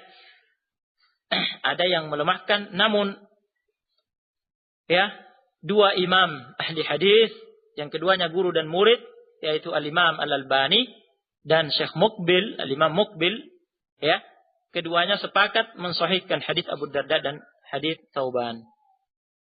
Nah, jadi insyaallah ini yang benar, hadis ini sahih. Ya. Nah, kalau Al-Albani, Al-Wadi'i sepakat, mantap. Nah, kita mantap untuk mengikuti itu. Nah, ya terkadang Al-Albani dan Al-Wadi'i berselisih. Ya, ada yang mensahihkan, ada yang dhaifkan. Ini butuh ya diteliti lebih jauh. Nah, di sini keduanya ya sepakat mensahihkan hadis ini. Meskipun ada ulama terdahulu yang mendhaifkan, yang melemahkan. Namun masalahnya, apakah hadis tadi, hadis Abu Darda dan hadis Thauban, anna Nabi sallallahu alaihi wasallam qa'a fa aftara. Nabi sallallahu alaihi wasallam muntah lalu beliau berbuka. Apakah ini bisa dijadikan dalil untuk mengatakan bahwa muntah dengan sengaja membatalkan puasa? Ya, pendalilan ini kurang jelas. Ya, karena hadis ini semata-mata perbuatan Rasulullah sallallahu alaihi wasallam yang memiliki kemungkinan bahwa puasa yang beliau lakukan ketika itu adalah puasa sunnah. Nah, setelah muntah beliau memilih untuk berbuka karena kondisi lemas yang dialaminya setelah muntah. Karena biasanya seorang kalau muntah itu lemas. Dan itu ya hanya puasa sunnah sehingga Nabi SAW memilih untuk berbuka saja. Nah, ada kemungkinan seperti itu. Dan ini difahami oleh sebagian ulama. Memahami seperti itu. Ya. Sebenarnya ada hadis Fadhalah bin Ubaid radhiyallahu anhu yang dikeluarkan oleh Ibnu Majah yang menunjukkan kemungkinan itu, namun hadis itu lemah. Fa'ala kulli hal ya masalah ini termasuk masalah yang berat ya dalam mentarjih. Naam. Tetapi sebagaimana kami katakan di sini, kami pribadi sepertinya ya mengatakan sepertinya pendapat yang kedua lebih kuat. Tetapi masalah ini masih butuh dipelajari lebih seksama lagi. Nah, jadi kami condong mengikuti pendapat yang mengatakan muntah dengan sengaja tidak membatalkan puasa. Nah, adapun yang muntah tanpa sengaja di luar kemauannya, ya, ini jelas, ya, tidak ada yang mengatakan membatalkan puasa. Nah, karena itu tanpa sengaja, di luar kehendaknya. Kemudian yang kedua, yang dipersisihkan, yang disebutkan oleh Sa'di rahimahullah adalah berbekam. Ya, berbekam sudah hal yang ma'ruf, dikenal ya, oleh keumuman masyarakat. Nah, keterangan berbekam kami sebutkan pada catatan kaki. Berbekam adalah salah satu jenis pengobatan dengan menggunakan teknik mengeluarkan darah kotor dari tubuh pasien. Caranya dengan melukai bagian tertentu dari tubuh pasien, lalu darah kotornya disedot. Baik disedot dengan mulut maupun dengan alat khusus. Ya, pada masa sekarang teknologi kedokteran semakin berkembang. Ya, sudah menggunakan alat khusus yang menyedot, tidak menggunakan mulut lagi, kan begitu. Nah, pada masa lalu sebelum ini ada, ya, itu disedot dengan mulut. Ya. Menggunakan tabung diletakkan pada bagian tubuh yang sudah dilukai itu, ya, kemudian dengan mulut diserot. Nah, itu kalau tidak sengaja bisa ada yang tertelan, kan begitu. Nah, masalah berbekam ini terjadi perbedaan pendapat di kalangan ulama mengenai hukum berbekam, apakah membatalkan puasa atau tidak. Ya, ada dua pendapat. Ada yang berpendapat membekam dan orang yang membekam dan yang dibekam, keduanya batal puasanya. Ya, ini yang disebutkan oleh Sa'di rahimahullah. Nah, berdalil dengan hadis aftarul hajim wal mahjum, orang yang membekam dan orang yang dibekam batal puasanya. Ya. Hadis ini kesimpulannya, nah, hadis ini dinyatakan sahih oleh Al-Albani dan dinyatakan hasan oleh Al-Wadi'i dengan gabungan dua hadis, yaitu hadis Shaddad bin Aus dan hadis Thauban. Hadis Shaddad bin Aus, Shaddad bin Aus radhiyallahu anhu dan hadis Thauban radhiyallahu anhu. Ya. Nah, hadis ini menyatakan orang yang membekam dan orang yang dibekam batal puasanya. Tayyib. Jelas hadisnya ya. apa illat, apa sebab, faktor hukum yang menjadikan hal itu dianggap sebagai pembatal puasa, ini diperselisihkan oleh ulama. Yang pertama disebutkan di sini, ada yang mengatakan ya bahwa hal itu adalah perkara yang sifatnya ibadah, ya, ibadah mahdoh, ibadah murni. Maksudnya semata-mata merupakan ketentuan ibadah yang kita tidak tahu apa illatnya, apa sebabnya. Ya, berbekam itu dianggap sebagai pembatal puasa, kita tidak tahu. Yang jelas hukumnya begitu, kita ikuti saja. Nah, berdasarkan pendapat ini, tidak ada bedanya antara membekam dengan ya menggunakan tabung kemudian disedot dengan mulut seperti pada masa lalu, maupun menggunakan alat khusus. Ya, sama saja. Yang jelas berbekam, karena kita tidak tahu apa ya faktor hukumnya. Ada juga yang berpendapat, yaitu pendapat Ibnu Taimiyah dan Al-Utsaimin, bahwa ini bukan ibadah mahdoh, bukan ibadah murni. Ini perkara yang diketahui illatnya. Kita tahu apa faktor hukumnya, yaitu, ya, kata mereka, illat batalnya puasa orang yang dibekam adalah karena darahnya telah disedot yang mengakibatkan badannya lemah. Ya, kalau sudah lemah, disedot darahnya, ini sudah tidak pas, sudah tidak cocok untuk berpuasa. Oleh karena itu dijadikan sebagai pembatal puasa dalam syariat. Adapun illat batalnya puasa orang yang membekam karena biasanya ia menyedot darah bekam dengan mulutnya melalui tabung bekam sehingga darah akan tertampung di mulutnya. Sedangkan darah itu bisa jadi tertelan tanpa disadari. Artinya ini adalah hal yang diduga kuat, istilahnya madhinnah. Ya, akan tertelannya darah ke kerongkongan. Meskipun boleh jadi orang yang membekam dengan cara ini sebenarnya tidak ada yang tertelan. Ya, jika dia betul-betul berhati-hati. Namun, ya, ini diduga kuat. Yani sulit. Ya, boleh dikatakan sulit menghindari tidak ada yang tertelan meskipun sedikit misalnya. Nah, ya, sehingga dijadikan sebagai pembatal puasa. Nah, berdasarkan pendapat ini bahwa faktor hukumnya itu, berarti kalau membekam dengan alat khusus, membatalkan atau tidak? Tidak. Jadi kalau membekam dengan alat khusus, alat modern sekarang ini tidak menggunakan mulut, berarti yang membekam tidak batal puasanya. Yang batal puasanya hanya orang yang dibekam karena darahnya tersedot, tubuhnya menjadi lemas. Nah, jika kita memilih pendapat bahwa berbekam membatalkan puasa, yang terbaik dari kedua pendapat ini adalah yang terakhir tadi. Faktor hukumnya kita ketahui. Dan demikian kalau membekam dengan alat khusus, yang membekam tidak batal puasanya. Yang batal puasanya hanya orang yang dibekam. Ya. Wallahu a'lam. Tetapi yang benar dalam masalah ini, pendapat yang kedua bahwa berbekam tidak membatalkan puasa. Baik yang dibekam maupun yang membekam tidak batal puasanya. Ini yang benar. Ini pendapat Ibnu Hazm dan jumhur ulama termasuk Abu Hanifah, Malik dan Asy-Syafi'i. Pendapat ini dipilih oleh Syaukani dan Al-Albani. Ya.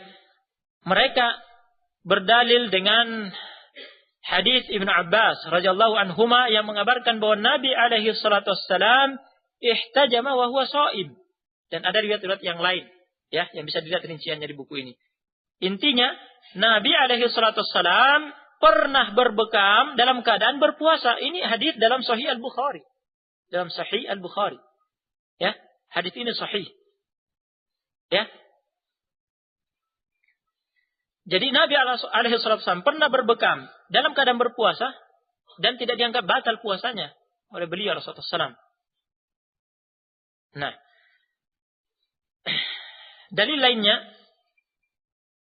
hadis yang kedua pada halaman 170, hadis Anas radhiyallahu anhu, ia berkata, "Awwalu ma kurihatil hijamatu lis-shaimi anna Ja'far ibn Abi Thalib ihtajama wa huwa shaim. Famarra bin Nabiy sallallahu alaihi wasallam faqala afṭara hadani thumma rakhkhasa an-nabiy sallallahu alaihi wasallam ba'du fil hijamati lis-shaim wa kana Anasun yahtajimu wa huwa shaim." Awal mula diharamkannya berbekam bagi orang yang berpuasa adalah peristiwa Ja'far bin Abi Thalib. Berbekam dalam keadaan berpuasa. Lalu Nabi SAW melewatinya dan berkata, puasa kedua orang ini telah batal. Ya. Selanjutnya Nabi SAW memberikan keringanan setelah itu untuk berbekam bagi orang yang berpuasa. Adalah Anas radhiyallahu anhu pernah berbekam dalam keadaan berpuasa. Hadis ini dikeluarkan oleh Ad-Darqutni dan Al-Baihaqi. Ya. Hadis ini oleh Ad-Darqutni dinyatakan rawi-rawinya thiqah, terpercaya. Tidak ada illah, tidak ada cacat pada hadis ini. Dibenarkan oleh Al-Baihaqi. Asy-Syaikh Al-Albani juga menegaskan ya bahwa derajat hadis ini seperti yang dikatakan oleh Ad-Darqutni dan Al-Baihaqi. Hadis ini sahih. Ya, dan terdapat hadis lain yang semakna dengan ini, yaitu hadis Abu Sa'id Al-Khudri. Hadis Abu Sa'id Al-Khudri radhiyallahu anhu diriwayatkan oleh Ad-Darqutni, At-Tabarani dan Al-Baihaqi, juga dinyatakan sahih oleh Al-Albani dengan gabungan jalan-jalan periwayatannya. Kesimpulannya hadis ini sahih. Ya, dua hadis yang telah kita dengar ya menunjukkan berbekam tidak membatalkan puasa, ya. Tetapi jumhur ulama yang berpendapat dengan ini, mereka berbeda pandangan. Ya. Lihat, yang pertama, ada yang mengatakan bahwa berbekam hukumnya makruh berdasarkan gabungan hadis-hadis yang ada. Nah, jadi pendapat ini menggabungkan hadis yang pertama yang mengatakan ya, telah batal puasa orang yang membekam dan dibekam, digabungkan dengan hadis-hadis setelahnya yang menunjukkan Nabi SAW pernah berbekam, ya, dan tidak batal puasanya, dan hadis bahwa Nabi SAW kemudian memberi, ya, keringanan, ya, dan tidak dianggap batal puasanya. Yang kedua, ada yang menyatakan bahwa berbekam dibolehkan dan tidak makruh, tidak ada sisi kemakruhan, ya, boleh. Karena hadis tentang batalnya puasa orang yang membekam dan yang dibekam mansukh. Telah dihapus hukumnya. Ya. Jadi hadis aftarul hajim wal mahjum telah batal puasa orang yang membekam dan dibekam itu pada awalnya. Pada awal syariat memang dianggap sebagai pembatal puasa. Setelah itu hukum itu dihapus, ditiadakan, diganti dengan hukum setelahnya bahwa berbekam tidak membatalkan puasa. Oleh karena itu Nabi SAW pernah berbekam dan tidak batal puasanya, tidak dianggap batal puasanya. Dan yang menunjukkan bahwa itu mansukh adalah hadis Anas tadi, ya, bahwa Nabi SAW pada awalnya melewati dua orang yang berbekam dan mengatakan keduanya batal puasanya. Kemudian, ya, setelah itu Nabi SAW memberi keringanan. Setelah itu tidak dianggap batal. Artinya hukum tadi sudah dihapus. Oleh karena itu Anas radhiyallahu anhu yang meriwayatkan hadis ini, beliau kemudian melakukan itu, berbekam dalam keadaan berpuasa, karena beliau tahu bahwa hukum itu telah dihapus. Nah, ya. Nah, kesimpulan masalah ini yang benar, ya, adalah pendapat yang mengatakan berbekam tidak membatalkan puasa. Karena hukumnya sebagai pembatal puasa telah mansukh. Ya, ini pendapat yang dipilih oleh Al-Albani, ya. Nah, semana dinukil di sini. Ya, karena hukumnya sebagai pembatal puasa telah mansukh, telah dihapus. Meskipun demikian, kami katakan di sini, meskipun demikian, pendapat yang menyatakan makruh untuk berbekam bagi orang yang akan melemah, karenanya memiliki sisi pandang yang benar. Yang ditinjau dari segi makna, bagi orang yang merasa dirinya kalau dia dibekam nanti akan lemah, dimakruhkan bagi dia. Ya, demi menghindari sesuatu yang membuat dirinya lemah, ya, yang khawatir nanti berefek pada puasanya. Nah, ya. Terlebih lagi jika kondisi lemah akibat berbekam sampai pada tahap menjadi sebab batalnya puasa, itu lebih dimakruhkan lagi. Nah, jadi hukumnya boleh, tidak membatalkan puasa baik yang membekam maupun yang dibekam. Namun bagi yang merasa lemah tubuhnya, khawatir, ya, misalnya dia dia mengukur ya, dia mengetahui kebiasaannya dia biasanya kalau dibekam dalam keadaan tidak berpuasa ya, dia merasakan setelah dibekam itu lemas. Ya, melemah. Nah, berarti ketika berpuasa sebaiknya hindari, jangan berbekam karena dia ya mengetahui kondisinya seperti itu. Nah, tetapi kalau dia melakukan, ya jelas tidak membatalkan puasanya. Nah, ya ini kesimpulan masalah ini wallahu a'lam. Ketentuan qada bagi orang yang batal puasa tanpa udzur. Ya, kita beralih ke pembahasan berikutnya, ketentuan qada puasa bagi orang yang batal puasa tanpa udzur. Seseorang tidak boleh membatalkan puasa tanpa udzur, tanpa alasan yang dibenarkan syariat. Barang siapa melakukannya, ia tergolong pelaku dosa besar. Ya. Apakah orang yang batal puasa tanpa udzur wajib melakukan qada puasa, mengganti puasanya di waktu lain atau tidak? Ya. Ini masalah yang diperselisihkan oleh ulama. Ya. Ada yang berpendapat wajib melakukan qada puasa, ini yang disebutkan oleh penulis Al-Sa'di, dan ini pendapat jumhur. Nah. Ya. Dan yang memilih pendapat ini ya, Al-Lajnah Daimah, dikatakan Ibnu Baz dan Syekh Ibnu Utsaimin. Ada juga yang berpendapat bahwa orang yang batal puasa tanpa udzur tidak terkena kewajiban melakukan qada puasa. Kewajibannya apa? Kewajibannya adalah bertaubat dan beristighfar, memohon ampun kepada Allah Subhanahu wa taala serta memperbanyak amal-amal saleh.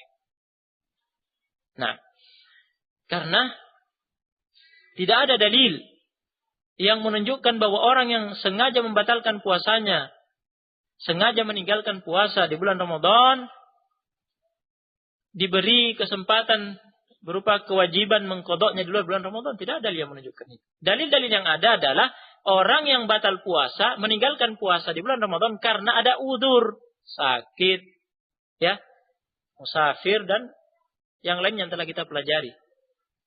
Nah, adapun jika sengaja, ya, bermaksiat kepada Allah Subhanahu wa taala, membatalkan puasa tanpa udzur, melakukan dosa besar, ya, tidak ada dalil yang menunjukkan bahwa ya, dia diberi kesempatan mengqadanya, menggantinya di bulan Ramadan. Jadi wajibkan melakukan itu. Tidak ada dalil yang menunjukkan itu. Nah, semata-mata hanya qiyas. Jadi penyamaan hukum dengan orang yang batal puasa karena udzur. Nah, oleh karena itu pendapat yang kedua menyatakan ya, tidak terkena kewajiban mengqada. Nah, ini pendapat Ibnu Hazm.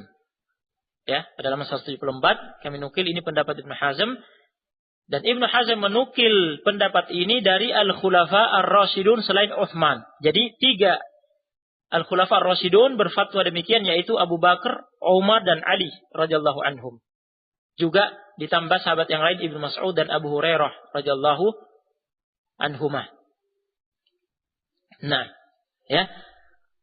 Ini pendapat yang dipilih oleh Ibnu Taimiyah, ya, guru kami Syekh Muqbil Al-Wadi'i. Nah, pendapat ini juga dipilih oleh Syekh Al-Albani pada pembatal-pembatal puasa selain jima.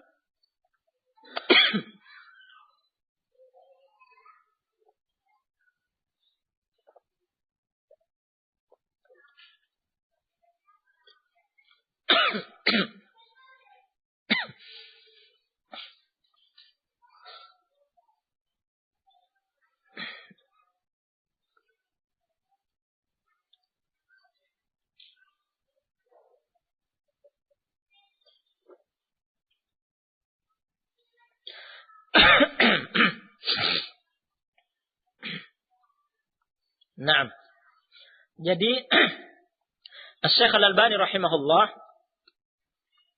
beliau juga sependapat bahwa orang yang membatalkan puasa dengan sengaja tidak berkewajiban mengganti, ya, mengqadha. Jika pembatal-pembatal puasa yang dilakukannya itu selain jima, seperti makan, minum, ya, selain hubungan suami istri. Adapun jika seseorang membatalkan puasa secara sengaja dengan jima, hubungan suami istri, Al-Albani dalam hal ini berpendapat, ya, wajib mengqadhanya.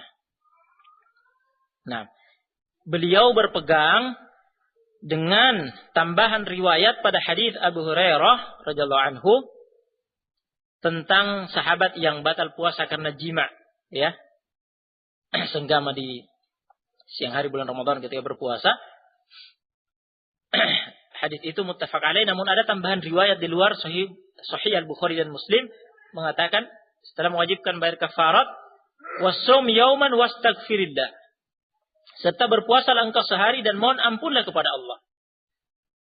Ya, namun tambahan riwayat ini yang benar seperti ya ditegaskan oleh Ibnu Taimiyah, tambahan riwayat ini adalah tambahan riwayat yang keliru. Ya, tambahan riwayat yang keliru. Nah, keterangan Ibnu Taimiyah rahimahullah telah kami nukil di sini. Ya. Tambahan riwayat ini di luar riwayat Al-Bukhari dan Muslim, ini tambahan riwayat yang keliru. Ya, ganjil. Ya. Menyelisihi riwayat-riwayat yang benar yang tidak memerintahkan mengqadha. Tidak memerintahkan kepada laki-laki itu untuk mengqadhanya, hanya diperintahkan membayar kafarat. Nah,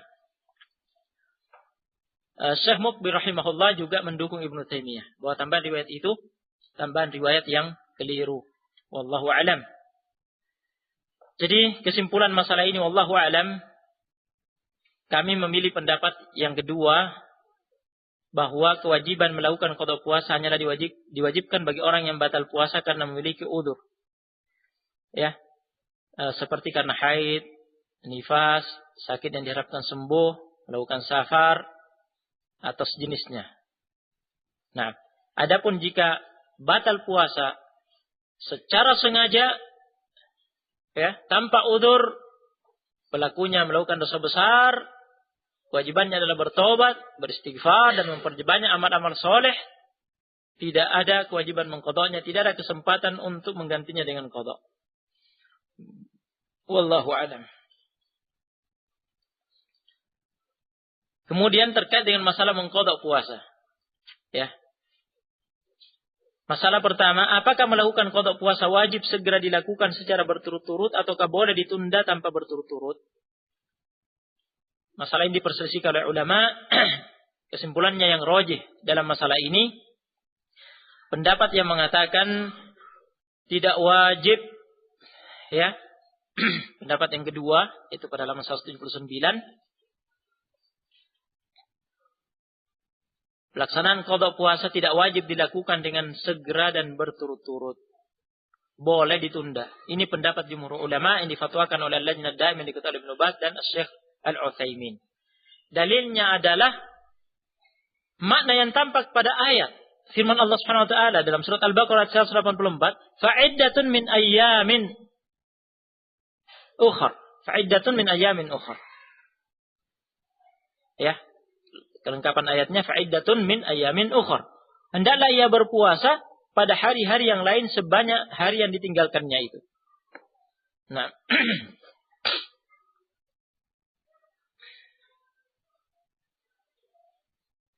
jadi kata ayyam ukhra pada ayat ini artinya pada hari-hari yang lain.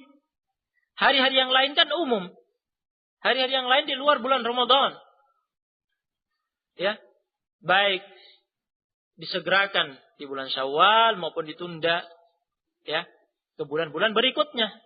Yang jelas di hari-hari lain di luar bulan Ramadan umum. Jadi ini menunjukkan bahwa tidak harus segera mengqadha dan tidak harus berturut-turut. Boleh ditunda, boleh diselang-seling, ya. Nah, namun tentu saja, ya, afdalnya jika disegerakan agar segera selesai dari lepas dari tanggung jawab, ya, agar cepat lepas dari tanggung jawab melaksanakan kewajiban mengqadha puasa. Nah, dan Aisyah radhiyallahu anha, ya, pada asar beliau, ya, yang disebutkan di sini, asarnya kami sebutkan pada halaman 177. Nah, bahwa beliau yang mengatakan kana yakunu alayya as-shaumu min Ramadan fama astati'u an aqdiyahu illa fi Sya'ban. Aku pernah memiliki tanggungan puasa Ramadan, kemudian aku tidak bisa melakukan qada selain di bulan Sya'ban. Tafaq alaih. Dan ada riwayat yang lain riwayat Muslim. Nah, Aisyah radhiyallahu anha menyatakan dirinya tidak mampu mengqada ya selain di bulan Sya'ban. Ya. Ketidakmampuan yang dimaksud oleh Aisyah radhiyallahu anha di sini, ya, ketidakmampuan yang dimaksud sebagaimana diterangkan oleh Ibnu Utsaimin rahimahullah. Nah, pada halaman 180, ya. Nah, yang beliau maksud bukan penafian atau penyangkalan kemampuan fisik, ya. Karena udzur safar dan sakit, bukan itu yang beliau maksud. Karena ketika itu Aisyah radhiyallahu anha berada di Madinah dan dalam kondisi sehat. Ketidakmampuan yang dimaksud oleh Aisyah radhiyallahu anha adalah kesibukannya memerhatikan keperluan Rasulullah sallallahu alaihi wasallam selaku suaminya. Ya, tugasnya sebagai istri memerhatikan keperluan Rasulullah sallallahu alaihi wasallam.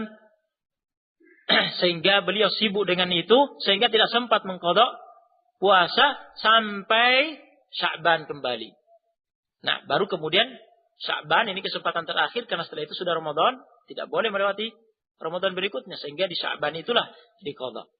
Adapun sebelum-sebelumnya, beliau dalam keadaan sehat dan ada di Madinah, namun beliau sibuk mengurusi Rasulullah SAW, ya, selaku istri kepada suaminya, sehingga tidak sempat mengqada. Ini bukan termasuk jenis yang bisa menggugurkan kewajiban sebenarnya. Terbukti, ya, Aisyah radhiyallahu anha tetap sholat. Dan ketika masuk bulan Ramadan, meskipun ada Rasulullah SAW, beliau tetap berpuasa Ramadan. Nah, jadi itu bukan, ya, udzur. Jadi sepanjang bulan yang lama itu sampai Sya'ban tidak ada udzur sebenarnya. Nah, jadi Aisyah radhiyallahu anha menunda qadanya itu menunjukkan memang boleh ditunda. Ya, boleh ditunda. Nah,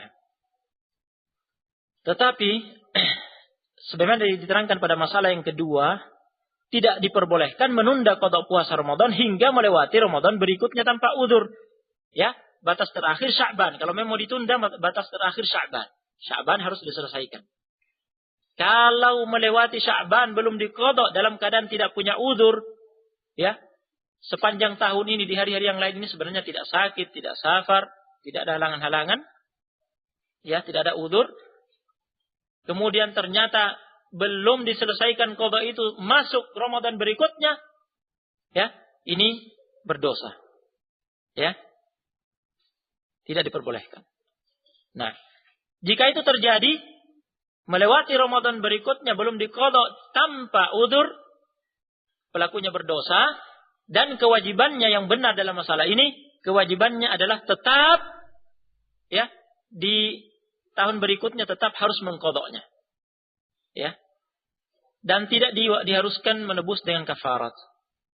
Nah, dan jadi di sini kami menukil, ya, dua pendapat. Ada yang mengatakan di samping dia menunaikan qada yang luput itu di tahun berikutnya, dia juga terkena tuntutan bayar kafarat sebagai penebus kesalahan tersebut. Namun pendapat ini tidak ada dalilnya. Allah Subhanahu wa taala berfirman, "Fa'iddatun min ayamin ukhar." Hendaklah ia berpuasa pada hari-hari yang lain sebanyak hari yang ditinggalkannya itu.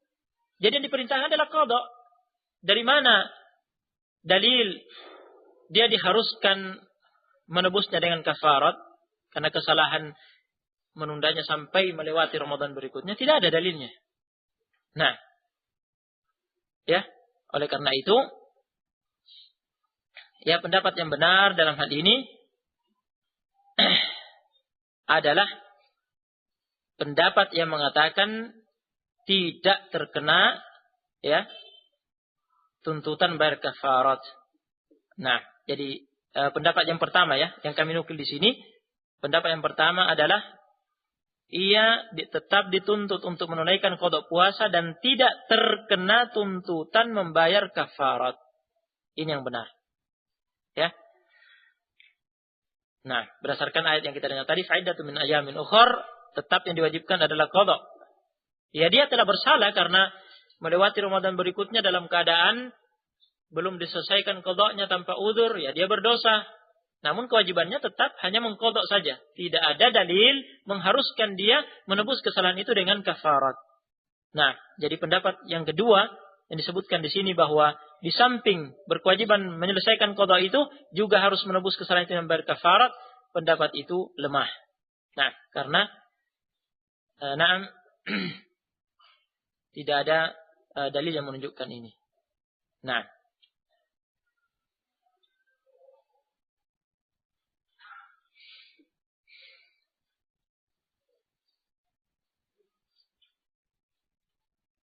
ya.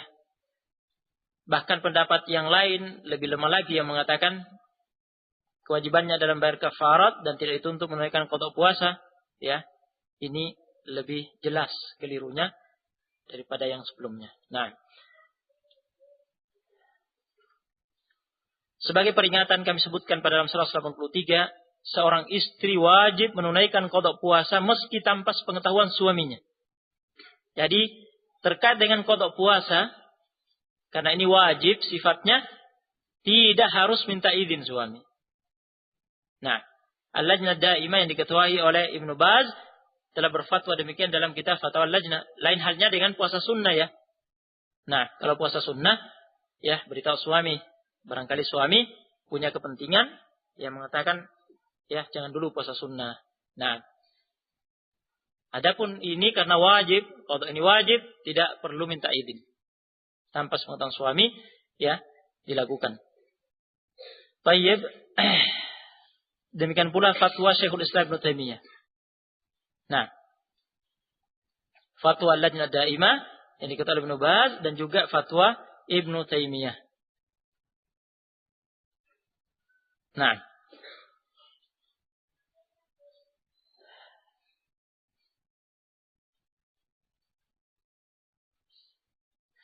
tetapi di sini kata Ibnu Taimiyah rahimahullah, ia menerangkannya, jika seorang istri sedang melakukan qada, yakni puasa qada Ramadan, ia wajib menyempurnakannya. Suaminya tidak berwenang untuk membatalkannya. Jadi kalau istri sedang melaksanakan qada puasa, suami tidak punya hak, tidak boleh membatalkan, ya, untuk memenuhi kepentingannya, hajatnya, sehingga membatalkan, ya, puasa istrinya. Nah, tidak boleh. Baik. Caranya bagaimana? Caranya kata Ibnu Taimiyah, namun jika sang suami memerintahkan istrinya agar menunda pelaksanaan qada puasanya sebelum istri berpuasa, ini adalah hal yang baik berdasarkan hadits Aisyah radhiyallahu anha. Jadi musyawarah di malam harinya misalnya. Nah, ya ditunda dulu, jangan besok misalnya. Ya, nanti di hari-hari yang lain kita lihat. Ya, misalnya gitu. Kalau misalnya terjadi bahwa karena istrinya ingin cepat menyelesaikan qada puasanya, kemudian tanpa memberitahu suaminya misalnya, dia pun berpuasa. Ya, besoknya suaminya berhajat kepadanya sementara istrinya berpuasa. Ya, dia tidak boleh. Ya, tidak boleh mengganggu puasa istrinya. Nah, kan itu puasa wajib. Tetapi mimbab, ya, husnul isyrah, bagusnya ya hubungan rumah tangga seperti yang dikatakan Ibnu Taimiyah, ya, mungkin ya ada diskusi musyawarah di antara keduanya, ya, mungkin suaminya mengatakan untuk bulan ini tunda dulu, ya, tunggulah sampai bulan depan saya mau safar. Nah, di situ kamu selesaikan. Ya, seperti itu supaya ya hubungan tetap harmonis. Nah, sebagaimana kita lihat prakteknya Aisyah radhiyallahu anha, ditunda sampai Sya'ban. Padahal tidak ada udzur itu. Apa sebabnya ditunda? Karena sibuk dengan Rasulullah SAW sebagai suaminya. Tayyib. Kemudian berikutnya ketentuan kafarat, tebusan. Ya.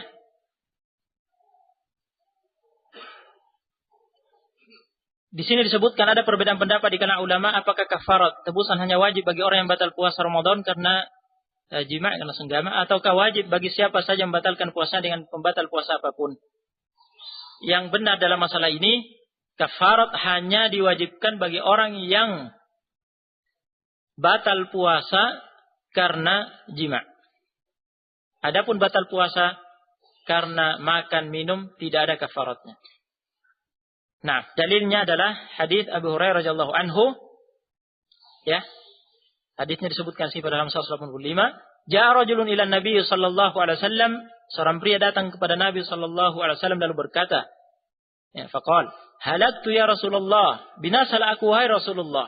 Kata orang itu mengatakan binasa aku. Jadi dia datang menemui Nabi alaihi wasallam dalam keadaan menghukumi dirinya telah binasa. Artinya dia tahu dirinya bersalah.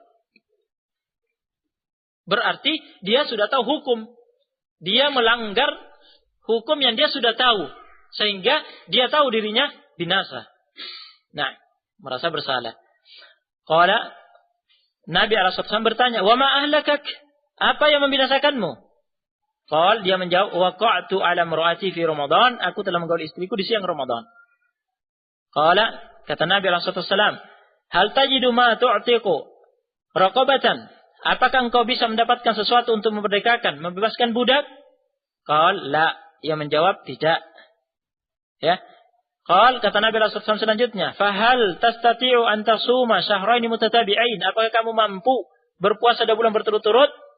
Ia menjawab, qal la, tidak. Qal, kata Nabi sallallahu alaihi wasallam selanjutnya, fahal tajidu ma tut'imu sittina miskinan? Apakah engkau bisa mendapatkan sesuatu untuk memberi makan 60 orang fakir miskin? Qala la. Dia menjawab lagi, tidak. Semua yang ditawarkan tidak ada yang bisa dilakukan.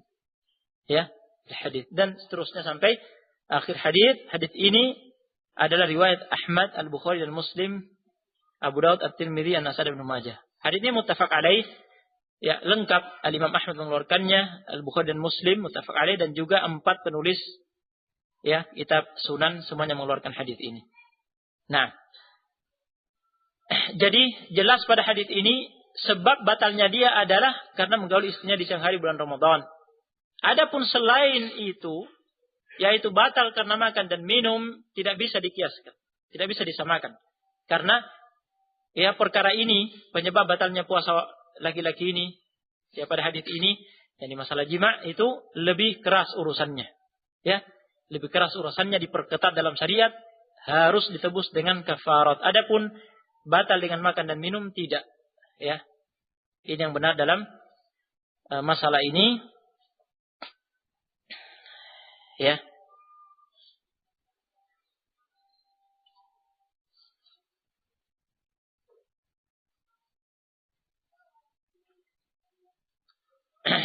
Masalah-masalah yang terkait dengan ini, ya, bisa dilihat secara lengkap pada buku ini, ya, bisa dibaca dengan luasa, ya.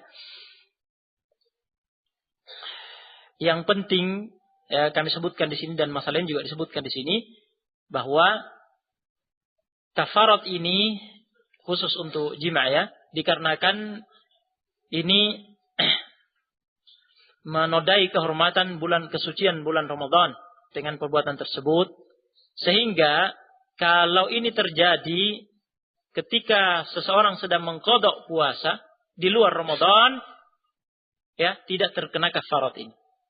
Nah, ya, jadi kafarat ini hanya khusus kalau dilakukan di bulan Ramadan. Kalau dilakukan di luar bulan Ramadan, ketika sedang mengqadha puasa, tidak ada kafarat ini, tidak terkena kafarat. Nah, masalahnya bisa dilihat secara lengkap, ya, penjelasannya dalam buku ini. Nah, setelah kita dengar pada hadis tersebut urutan jenis-jenis kafarat tersebut, rinciannya secara lengkap bisa dilihat pada halaman 190. Ya. Jadi harus berurutan seperti yang ditawarkan oleh Rasulullah SAW pada sahabat itu. Yang pertama, memerdekakan, membebaskan budak. Ya, budak yang dimaksud di sini adalah budak yang beriman. Nah, meskipun fasik. Tayyib. Untuk yang pertama ini prakteknya tidak ada di zaman ini sekarang. Tidak ada perbudakan sekarang. Ya. Perbudakan itu terjadi kalau ada jihad syar'i, kemudian kaum muslimin pada jihad yang syar'i ini menawan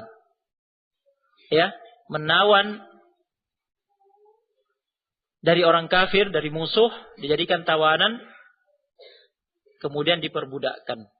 Nah, baru ada budak. Tapi pada zaman ini seperti kata ulama tidak ada perbudakan. Nah, yang kedua, berpuasa selama 2 bulan berturut-turut tanpa terputus. Jadi langsung beralih ke sini. Nah, langsung beralih ke yang kedua. Karena yang pertama tidak bisa diamalkan sekarang. Nah, mau cari budak kemana? Jadi langsung beralih ke yang kedua. Berpuasa selama 2 bulan berturut-turut tanpa terputus. Nah, keterangan lengkapnya ya bisa dilihat pada buku ini. Yani kecuali jika terputus karena udzur. Nah, kalau terputus karena udzur tidak batal. Ya, kalau terputus karena udzur tidak batal. Nah, karena udzur sakit misalnya atau udzur safar. Nah, lengkapnya bisa dibaca pada buku ini. Nah, adapun jika tidak mampu berpuasa selama 2 bulan berturut-turut juga tanpa terputus juga tidak mampu. Nah, seperti pada kondisi sahabat tadi pada hadits Abu Hurairah. Nah, dia mengatakan tidak mampu dan benar dia tidak mampu. Jangankan 2 bulan berturut-turut, 1 bulan berturut-turut saja sudah tidak mampu. Nah, ya. Sehingga kemudian beralih ke yang ketiga. Nah, yaitu memberi makanan kepada 60 orang fakir miskin. Nah, memberi makanan kepada 60 orang fakir miskin. Nah, memberi makan 60 orang fakir miskin ini jumlahnya harus lengkap 60 fakir miskin. Nah, karena ditakyid, yang dibatasi dalam hadis, fahal tajidu ma tut'imu sittina miskinan. Apakah kamu bisa mendapatkan sesuatu untuk memberi makan 60 orang fakir miskin? Berarti harus 60 orang fakir miskin. Tidak boleh misalnya jatah 60 fakir miskin ini ditumpuk ke 1 orang atau ditumpuk ke 30 orang. Ya, masing-masing dapat 2 jatah. Tidak boleh. Harus 60 fakir miskin jumlahnya. Kecuali dalam satu kondisi. Menurut pendapat yang dipilih oleh Ibnu Qayyim dan Ibnu Utsaimin yang kami sebutkan di sini, ketika dia sudah berusaha berkeliling mencari 60 fakir miskin, ternyata tidak berhasil mendapatkan sejumlah itu. Ya. Dia hanya berhasil mendapatkan 30 fakir miskin misalnya. Sudah berusaha semampunya. Nah, ini kondisi terpaksa. Maka terpaksa dibagikan kepada yang ada. Masing-masing orang dapat 2 jatah misalnya. Nah. Dan makanan yang dimaksud di sini pada pembayaran kafarat ya adalah sama dengan pembahasan fidyah, yaitu makanan pokok. Nah, makanan pokok yang mengenyangkan ya 1 kali makan. Nah, pembahasannya sama dengan pembahasan fidyah yang telah kita lewati, dan pada pembahasan ini kalian bisa mendapatkan di buku ini di catatan kaki juga keterangan tentang masalah saw' dan mud yang telah diterangkan sebelumnya. Nah,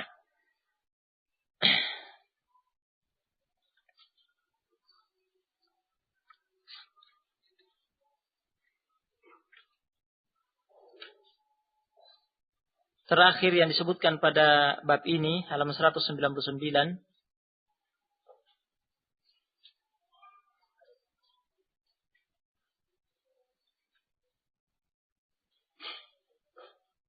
Nah, atau sebelum itu masalah yang terkait dengan kafarat tadi ya. Kami sebutkan masalahnya di sini ya. Bahwa kafarat itu bukan hanya diwajibkan bagi laki-lakinya, ya, bagi suami, tetapi istrinya juga ya terkena kewajiban kafarat tersebut. Nah, istrinya juga terkena kafarat tersebut. Yang jelas ya pelakunya. Nah, pelakunya, baik suaminya maupun istrinya sama-sama terkena kewajiban bayar kafarat tersebut. Nah, keterangan lengkapnya bisa dibaca pada buku ini. Nah, jadi yang terakhir pada halaman 199, ketentuan bagi yang melakukan pembatal puasa karena lupa. Ini sebenarnya hanya menerangkan apa yang disebutkan dalam matan, dan pembahasan ini sebenarnya telah lewat tadi, ya, bahwa di antara syarat melakukan pembatal puasa yang itu dianggap membatalkan puasa, di antara syaratnya adalah melakukannya dalam keadaan apa? Sadar, dalam keadaan ingat. Jadi kalau dalam keadaan lupa dimaafkan, ya, berdasarkan hadits Abu Hurairah. Hadits ini juga telah lewat, ya. Barang siapa lupa selagi ia berpuasa lalu makan atau minum, hendaklah ia menyempurnakan melanjutkan puasanya, karena sesungguhnya Allah semata-mata memberikan makan dan minum kepadanya tanpa membatalkan puasa. Dan ada riwayat-riwayat yang lain yang melengkapi, ya, pembahasan ini, yang kesimpulannya dimaafkan dan tidak ada kewajiban, yakni dimaafkan, tidak dianggap batal puasanya, ya, tidak ada qadha baginya, tidak ada kafarat baginya. Nah, barakallahu fikum. Dengan demikian kita selesai dari bab ini. Bihamdillah ta'ala. Tersisa pembahasan ketentuan berbuka puasa dan sahur. Ya. Kemudian pembahasan hal-hal lain yang harus ditinggalkan ketika berpuasa. Dan pembahasan ketentuan tanggungan puasa orang yang meninggal dunia. Ya. Ini kita akan bahas nanti insyaallah. Adapun pembahasan puasa-puasa sunnah dan puasa-puasa yang terlarang, mengingat momen kita adalah terkait dengan datangnya bulan Ramadan dan mengingat waktu yang tidak cukup, ya, kita loncati dua bab ini. Jika masih ada waktu yang tersisa, kita langsung masuk nanti ke pembahasan keutamaan ibadah di bulan Ramadan, dan nanti yang terakhir adalah terkait dengan ibadah i'tikaf. Nah, insyaallah taala. Nah, mudah-mudahan waktu yang ada cukup, dan kemudian Allah Subhanahu wa taala menolong kita semua untuk bisa menyelesaikan apa yang kita targetkan. Na'am, barakallahu fikum. Tafadhalu wa jazakumullahu khairan.